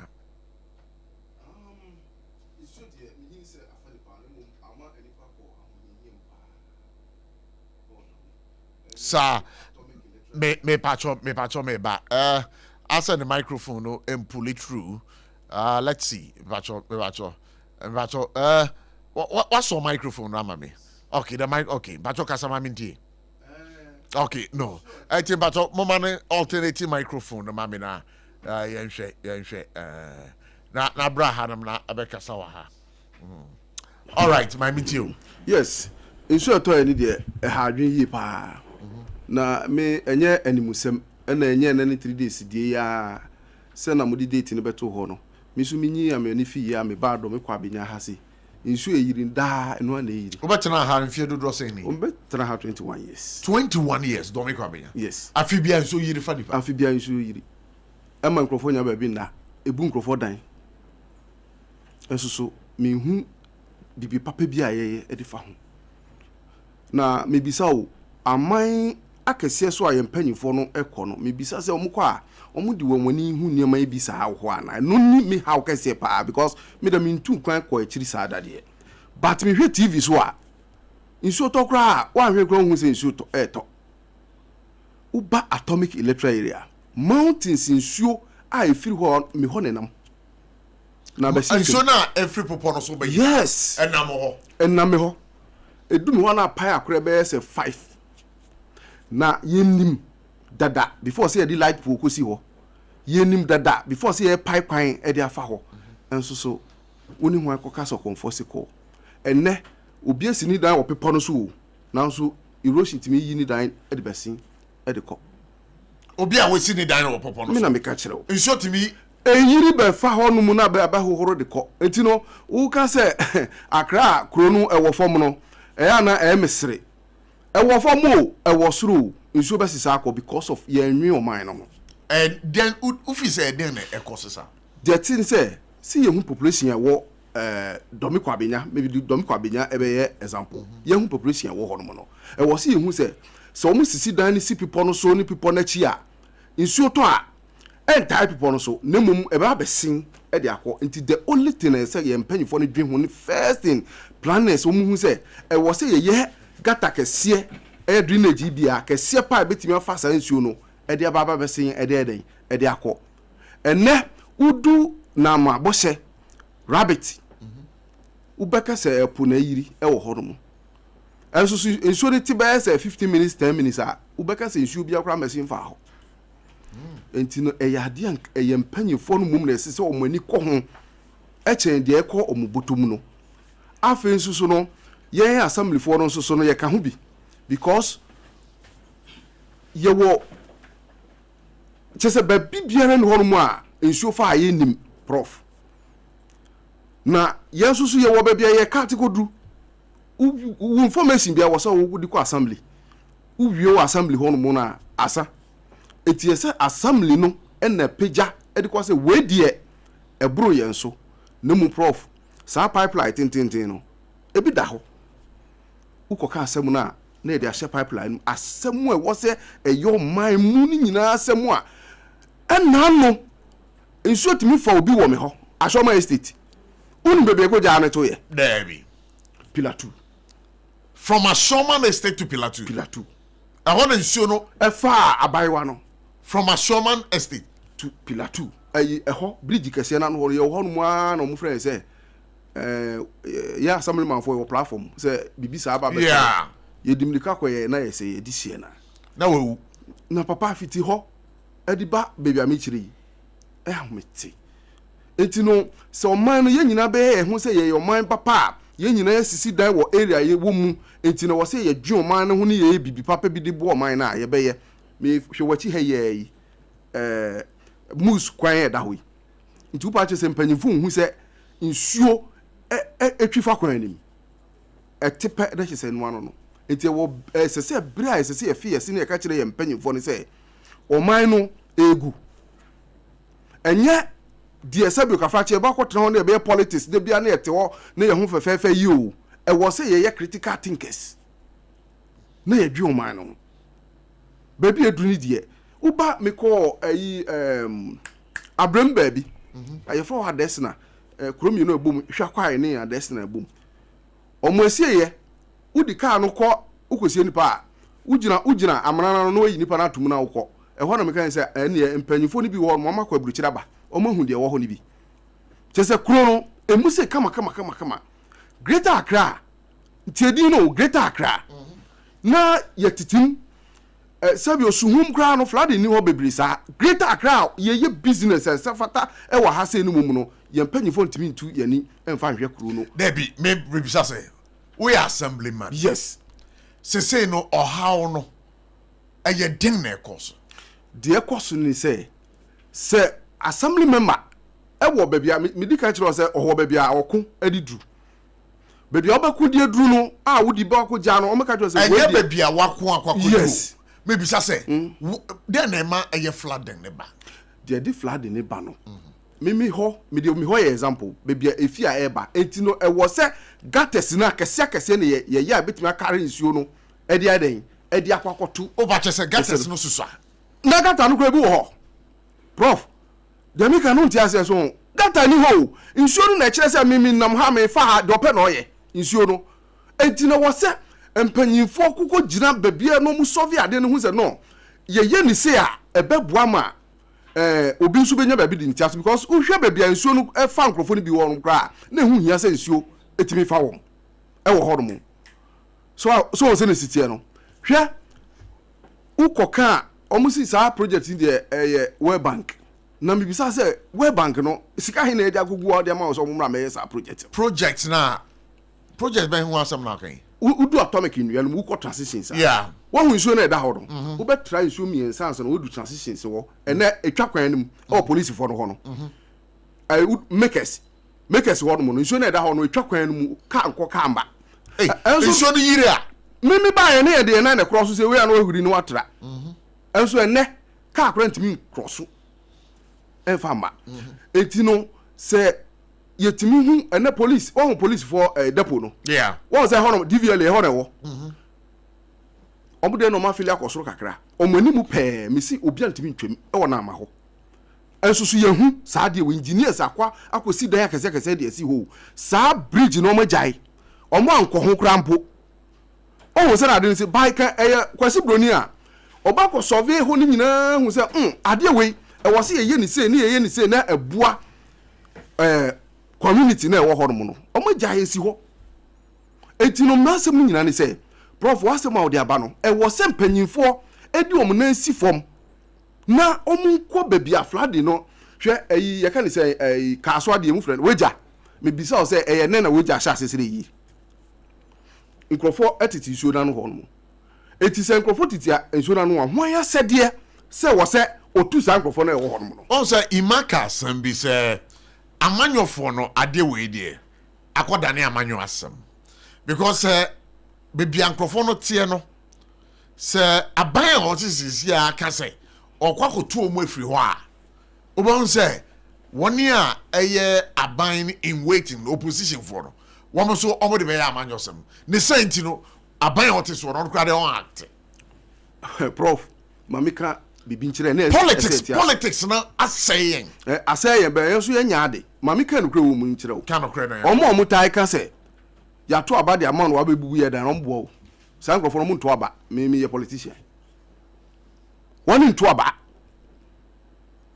wogyina sɛ wobɛyɛ a yɛbɛto ati a wɔboa ɛsɛ sɛ wo a woyɛ aban no wodu na esi fam saa nkurɔfoɔ no kora ɔmo nto aba wo woyɛ dɛn na hu sɛ ɔmo nto aba na meyɛ asɛm ne man ɛnyɛ nsɛm nyinaa ne yɛka dabi nsɛm nyinaa wobɛtumi aka akoa bi ɔwɔ me hɔ na ni papa afirim eti dide na election no ni hɔ ɔkɔ eyie o voter no ɔmo yɛ adeɛ bi wɔ last stop hɔ na me se me mpre because ɛhɔ no no cars ne ba etwi fa ɔmo so ɛwɔ hɔ no wɔse wo me gyina wiamu saa to abade ma ɛhɔ na me hu sɛ mo boa ɔkɔ voter na me ka kyerɛ wo ɔkɔ yɛ ni papa yie na duru hɔ no sɔle firi hɔ no mu na car na nku a wɔse sɛ mimi to abade ma metu etia wona mso boa wantu bi satan na akoyo papa yi no enu ti na meka se bebre na omo that is just one of the cases you can single out. Yeah, do the right thing. Say ade papa wo ha obeye dia mo man na mi nyami ene si nipa hene. Once I be no aban otisisi ano. There is one thing me pesa be measure aban no. Aban na tunenum through the EPA. Say there's going to be a ban on politics, polyester materials, politing materials. Come the 1st of January 2027, Ghana hayen yusu politing biu.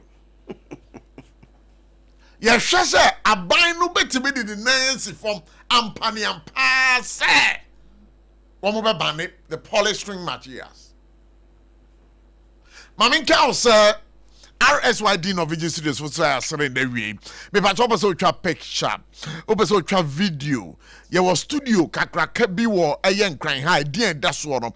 Eye RSYD no video studio. And pa chop say we see ne twani. Ana say we obi a utaye twa eye video, short videos. Now the two eye social media no so a. Me can for RSYD no video studios amaw.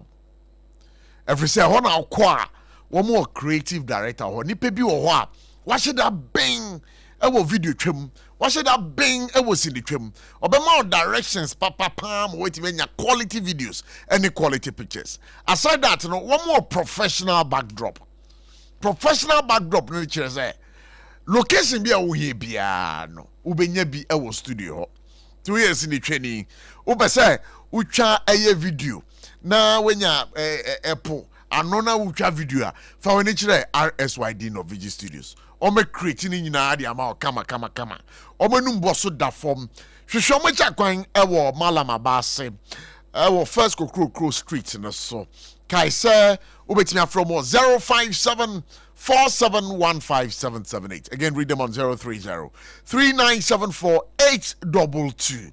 If you really want to create something extraordinary together, then you should know RSYD, Novigi Studios. Minia, John, Mamintiwe. Yo, metie minianum sema makano. Then, uboni ni ato, then you begin to think, say, yeah, Ghanaians and kase yempe yang wasem. Yempe konasem. We don't like development in our country. Because look at the year Oka say flooding by Accra. It is true, say Accra is lowlands. It is very, very true. But any man so ayaye ama problem na ye kesiye no human activities. Let me use circle. Yeah. Stretch to Odona. Look at the activity that goes on there. No koshe in rural omwede gusa drainage system nimu. Inti ene so no talk to ebia ayema. But look at how huge that gutter is. But in so talk to ebia because of human activities say I keep on saying say I tell people say NADMO, National Disaster Management Organization. But our core mandate now is prevention. You better preventing disaster now because we coordinate the activities of the relevant agents near Doma Yejuma. Fiti Akrame Obaye no. On my call, education. We are telling them what to do to mitigate these things at Ekoso. But Udi nipa kasa odano nwa we see na so. Men fa enwe gugates mu odegum. And I tell them, say, and you will leave items now, when you do 10 years, 15 years, you have acquired a lot. Not because of one kasawa activities. Nani ni abese na ebema 5 kilos of rice, any a bottle of fried toa. How does it make? Inti as I say one kasawa for safety. Nan kasa show same. First, me and me say every Saturday, we say the house ye got him. Fe in Koramponi di a growing point say ye the power way rubber hose, pipe move free, the clinic got us until we want even ye nanti move a chick golden fish, and I got a ben obet me a chick golden fish one more cra. Erua, what dry was CSU one casa a juma office space now. We should get anymore, but meanwhile, you are sitting inside. Even health-wise, it's not good for you.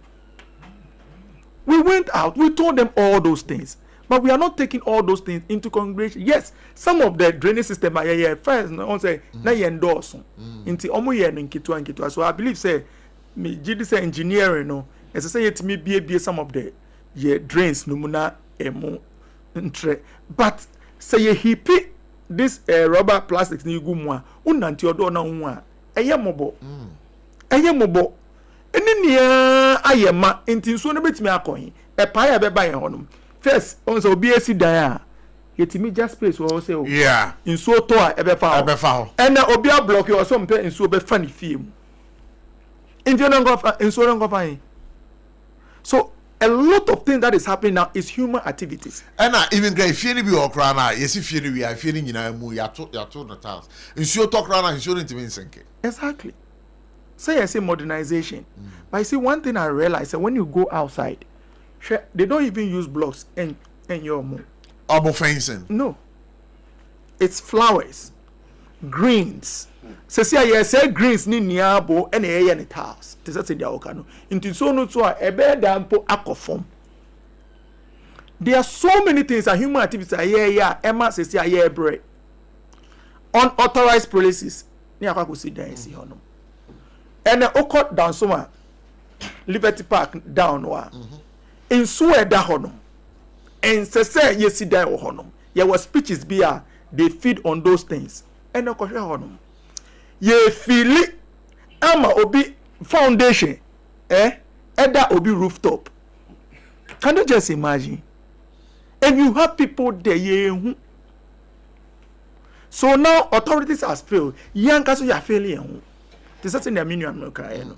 Ghanaians your nature ankasa as people no. Oh, me bray no afraid be somebody is higher than you. Na ya chichon say go, which you can go. Ye daily activities. Your children may be penny a fraud. You know somebody who be friend. But in other jurisdiction you can't do that. Inti ye emrano po ya de amaya ni ye ma emrani enye eduma send emrani nye eduma no. And that is what is killing us. Even sisters no ye nya sa problem na. So enumpo na enda enumpo endorse. So yamfa ne senso numpo them have a lot of spaces to go. Now that you have blocked all those spaces, internet so na talk to a be pet. Na accept any problem about. Any problem about. Now so climate change. Inti part and so assessment ye who send the air corner. Mimi ye no ye nyi no so to me talk continuously 3 days. I ask myself this question: if that should happen in Accra, what will happen? Just 1 hour, 30 minutes. Na in so how much more? Inti you do time now. Let's have a honest conversation. It's not about politics. You are a Ghanaian. I didn't want to be affected. Some politician or to say baby or to airport hills. In so nearby a minute, would I team so? Besides, say what can I do to make my environment? So what you say? Inti say obi na block bibi wo hono ana obi na eye kasa say something. Na yem fam boy ho weekend yento uko ho. Sometimes me call on my nefe. Who they are for? Oh sorry, anapa. Obeka say yaka. Everybody could have prayer. Everybody is and you don't understand. To me go now the hear me one say, hey, what is happening here? Because I have to say, everybody is busy cleaning somewhere. What do we do here, Accra? Yenyi ye tankers into ye side one. And the tankers in casa no bar. Woman to CDP or no cop. Obia so create problem don't yes obi beji misre. It's about time we take the bull by the horn. Enjoy politics as same. This is Ghana. In so ni by any politicians na meaning ya wona politician or ba 2 minutes 3 minutes or another time you. So things that we need to do, preventing measures now. Let's take our sanitation problems serious. And no money and these are some of the education when we go out there we tell the people say we safety no who here men train so be enemy child their own ye ye make us sali for mankwa when anti circle bobo unsem I mean you who got this every weekend no every shop is closed and then you see your national sanitation day Yemu national sanitation we don't respect sometimes when I go to town me mobile. And I hope I have that authority. Because what to store who try my about 12. Now baby, what have you done? What have you done? Say poor Misre that authority, those leading the charge for national sanitation, they say a good time now. They should walk around shop I want maybe the Jiska boys no more dark wine no more when you got them no more into your but that crowd the ankabesu soon say National Sanitation Day, I was saying, Asuja Fugum. Ah, yes. To me, National Sanitation Day. Because Ghana, for you're so ording. Says Ghana, Mammy Cancho, Ghana is road police. Ghana ni, on road police. But Ghana ni who says soldier ni ba, obey Johnny. Numpo, says here, no so much. You see, the indiscipline, no. Ama enema bebre catchery. Now, Okofa soldier basis here. Yabeka say human rights. We are in a democracy dispensation. Why are you using is it all manner of things? This human right. The express highway now. One more year from Accra to Kumasi. I why mona omo clear a year when once and a construction abishasi. But maybe Sakwese. Why mona that is the 48th Engineer Regiment. Yes. Omo soldier for. But did you hear what the same people said, say, Abana Ashada soldier for alcohol because they don't want to pay compensation. No, because when they announce a platforms are ubeti they are coso making complaint for compensation. I agree, but that is the uproar of some people. Say, I don't know about for soldier for engineers were Ghana, but they forget say you were a whole regiment. They are engineers. So what you say? So these are things that they put. Also because of our political landscape, a bit more of our committee say because the soldier for about to intimidate them. You understand the picture that they put it out there, and also media is no endorse. Some will take the way raw like that. No education. No be so pasa. That your challenge as Ghanaians. But for me, no, senior in Sony no unauthorized structures in the assembly. Yembo sani mano wo hodom. Ni entity gates no in Sony to even sometimes other jurisdictions yema. But if we are within the next 15 minutes, 30 minutes, no, we say Mami na say SOMPA 106.5 FM. Forgotten country so na uti da meba aye imanchen. Meba aye imanchen. Now I'd want to take aye imas submission on aye the government's intended ban on the use of polystyrene materials ewo Ghana ha. But I know you have cited the EPA's letter. Yes. Is it a step in the right direction? It looks like a step in the right direction. I say it looks like it. Because you see, Nina Kobane say Ghana need a problem back. And they say especially when it comes to political party funding. Baby obisi kawono. What the one sako kani baby and we are not trying to bro. Who say aban buy nyema mienu no mo sha omo boss pa poultry. On person mo reduce poultry import. But political financier be used need more for 50 years our support party no. Rice importation. Be who de SARFO voters anwa yedua mo yentiminton. So I am seeing this as one of those issues you say. Obe try say oh year first 2-3 months. Can't financier be a complain now if you break. But the problem is, and I think 2 days or so ago, let me tell discussion when Amasaman Bruni was here. These are issues I in say when it comes especially politics, say they use politics near Dinginano. There was so many environmental issues. But I sent Mr. Your problem, Park say as or mine say. We are not looking for solutions within. Prof, you say eniani bebe wa na wa habaya na etigum na ediwom kwenkwen mu ye fa sha se fi kwenkwen mu na wo ahaban bi a na etiegum nkan dokono ntel dokono dibia nchiri wom nchechira all of a sudden from wherever it came from yenim yes ye no nchire ni bie enti ani bie ne se aduane no wodi begu polythene bag mu wodi begu your friend say pack bi styrofoam pack bi mu.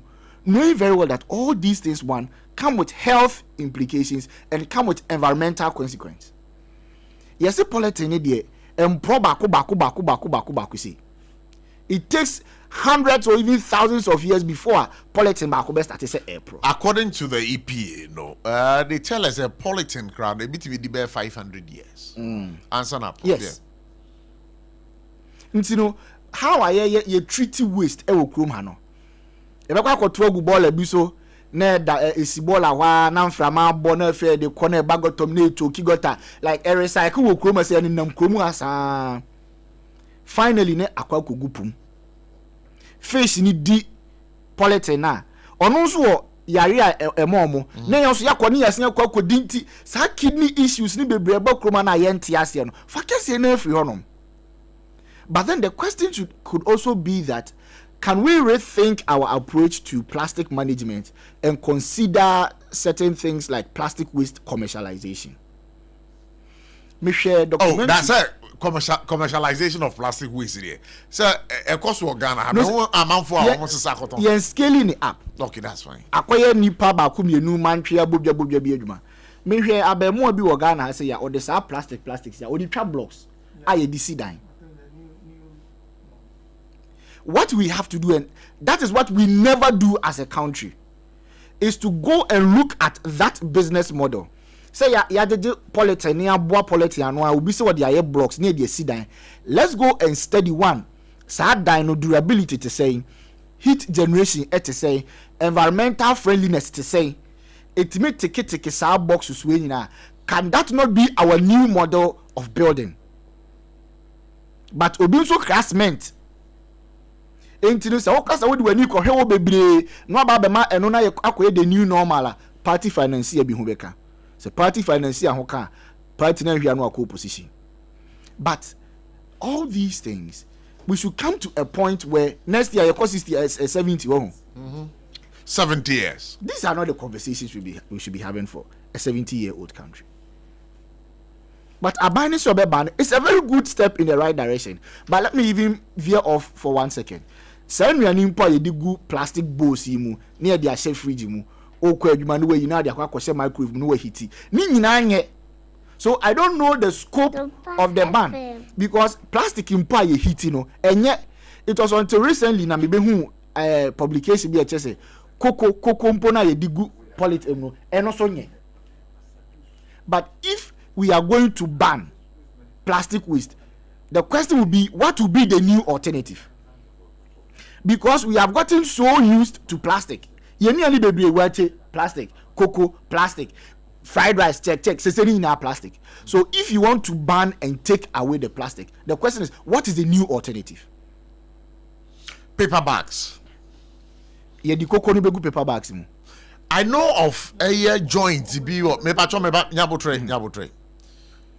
I know of a joint be stadium area or me pese me body because me body am ya. Oh if you me ko to a cocoa ho. Cocoa na me to yen omo paper a cap bi. But your cap no kwan say. There be. O say cap no kwan say. Oh me ne boy am say 1 cedi ana. Prof cap no kwan 5 cedis. Check it here. Debi ebia wo bebia wo tie na. Oh debi bebia wo tie na. Debi eje 5 cedis. If no wait. Let's go by your 1 cedi. Let's go by your 1 cedi. Nyabotre me ba. Nyabotre. Cap no na 1 cedi. And again that area wa enwure bi ni madam fo yekoto emu. Bibi box. Emu na yekoto it was in paper bag. Paper box. And on my year. It was so nice. Prof, we can do it. Prof, so why you NGO Jumada? And now why your community Jumada now name the community psychology in Ghana communities are home. You have 1 cedi for the cocoa cap no. Meboa. Share ye fear baby and your so ya no pay be a family of 5. Ye to cocoa ni ye 2 cedis ma will be a. Now we are going to incur an extra 1 cedi. Ima. Tama. Rubber ne embaye no. Uko tokoko a. Ne de gukuram. Debi. Ufie ekwa akotoko kwa o de den eko. Ye de silver 55 cap bi no. Aba. Na it is ye betime. Anasa ye de kura. Se prof ye de free bari ba. Ye de kura ye se kokko gukura mu. Because be me be crazy the complete. But prof na me. O de be free crazy pa obizano. Ye baby e free. Me wa fa no. Prof. Yeah. Your core community be your central region. NGO ejuma. Na sebi omuni yane the whole community omuni yane. And it's because omudi Kenya bi but maintenance issue. And amene your friend is saying youth organizer work room as mo friend say mrante hin work room. Yeah. I'm trying to say ye beba be si and ebetimi abeboa omo amomasi sebe yane no. Na omu wi an ko mo ndidi bi a 50% si bi a omo de be year maintenance. O se yan ko be kopo. You see, you may want to discount that, but the problem of erection, cause you will be and also can erection problem no. A family, a danki to a nipa 5 in a team, papa na ere ne omoma 5. Se sabi anopa obi e ko twa ne to a 50% say if in a day omo twice but of akomo what your calculation mame me pa we are for week mame we are for month they will never pay. One, because omo say the means no so much. So you don't think, sir, it's high time buying ebema some companies, some kind of discounts to be say mo be paper bags and mo paper caps Fred and products mo some tax rebates be. We can do that. That will be the solution. Such that ukwa toku kra na cap no kra no obetimi na be 50%. Ebi o kra 20%.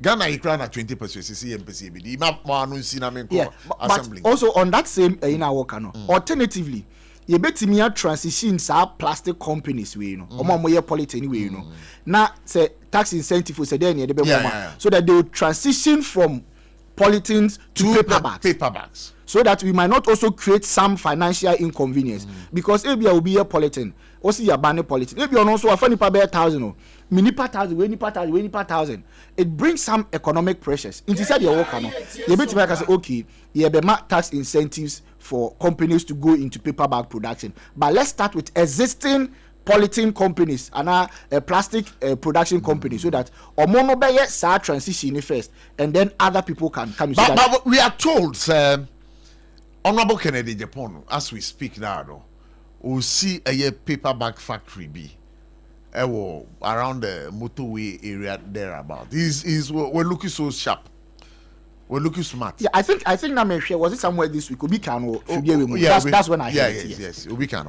Okay. We should be encouraged, but because you know, so also produce plastic, so right. But now he's transitioning into paper. And this year, all of a sudden, he terminates and on more plastic they know. Where do they go? So we can rather encourage resource them to transition into paper bag production. All right, Mabina Sida,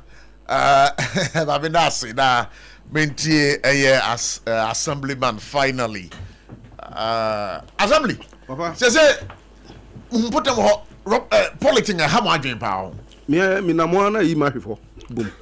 Una mo na politics ni bi eyi wa. Na yi me bofom. Prof asem hia pa na wo kan na yi o. Na mo ka bibi se wo se omo yes politics bags no. Enye obi na do course industry no. Yen hyase ni yen kasamfa ho te se de ye kan. Na ye benya companies be ba ko mienu bi no mbe hyase a ye hu se ye di yare di gu ye mu no. Na yen to we ni bi umpe ombe shifte. Ente ebi mu hyase. Hu hyase e kwa ma first akwanya we na me mbo Joel's Bakery for Abaso. Na no me go top pan o mo de she pepe man. And it was like perfect. Now unim ye nuanom mba won wo adwom ahodo a obukro bu obufu se wato ayan kuruma be 2 cities no na am out tuntum ba se ne bo na nya di o se den o Professor Tingo cry ma po Tingo ma be fa call is be 2-3 bi hello Prof. Yeah, be fa jowa na me ne kase But you're born from Cantamanto. Born my me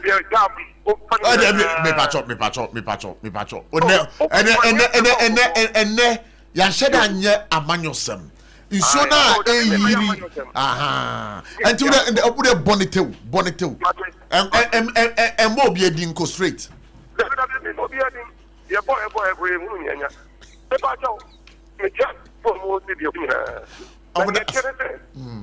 If the education day cry Ghana for so ding ye makro Toga kubasha makro no mabeka ono anyim say Saturday of the month sanitation day to proper you get them ubaka nation near the idea abaso kana the idea kura to be pra na suban green ya de tiri kuro ye suban nye Ghana for ye suban nye o ye say suban oni nyamenya dwa me da say asam na wakan yes say suban hello good evening yes Abochi yes Abochi we here one night of boami Abochi you meet you why is of boami Uche yakuba ma me fi pare the get ni timia me pap ye ni voice ye Ghana Obeka Abede Sidano. Minya na kame pepa.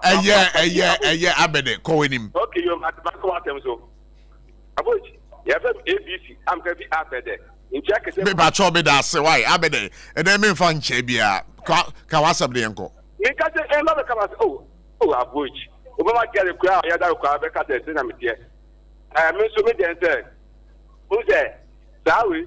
Plantation program no aye mama na dey ade buy ba who say ebi ni say do me gentle o buy o be ka se sa dey ku ni ya we enti no ma mu say mama di ba dey aye dey enkoju mo ti lu be hwa omo a omo ye business so aka gara ha no ya no ego no omo ko enko no omo ti tuto mo to ake omo ti wi ara ma ba o enti omo nja nya omo ye no na yen kabo yen yo mani ye e be boy na Abede maybe so enti plastics ye banning no ufo aso se o se ye banning o me bo yeah me kwa masale campaign ma e ya me ko to mo next time mo the paper and be to ade me da say that hello good evening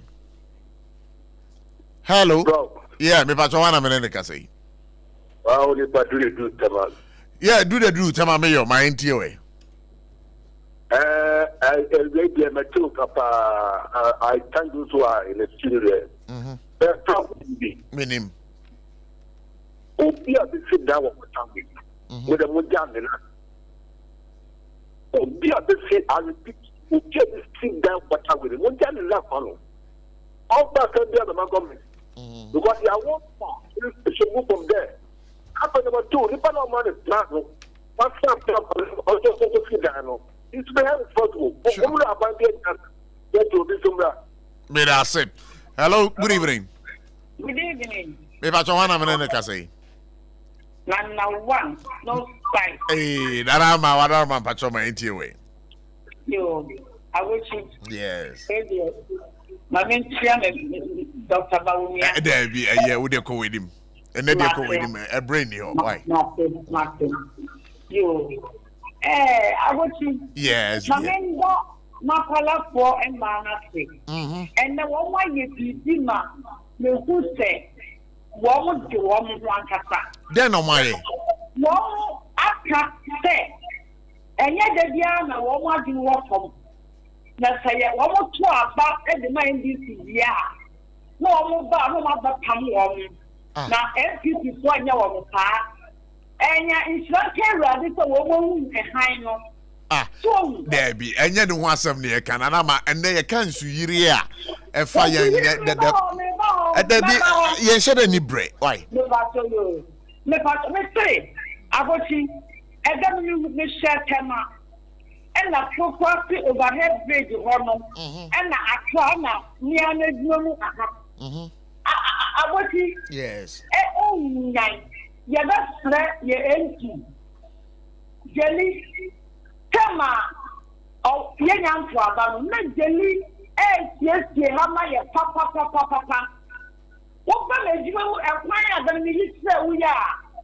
Yeah, some person said, empty to call opposition. Yeah, that's right, Jelly. You're making the honor of hello.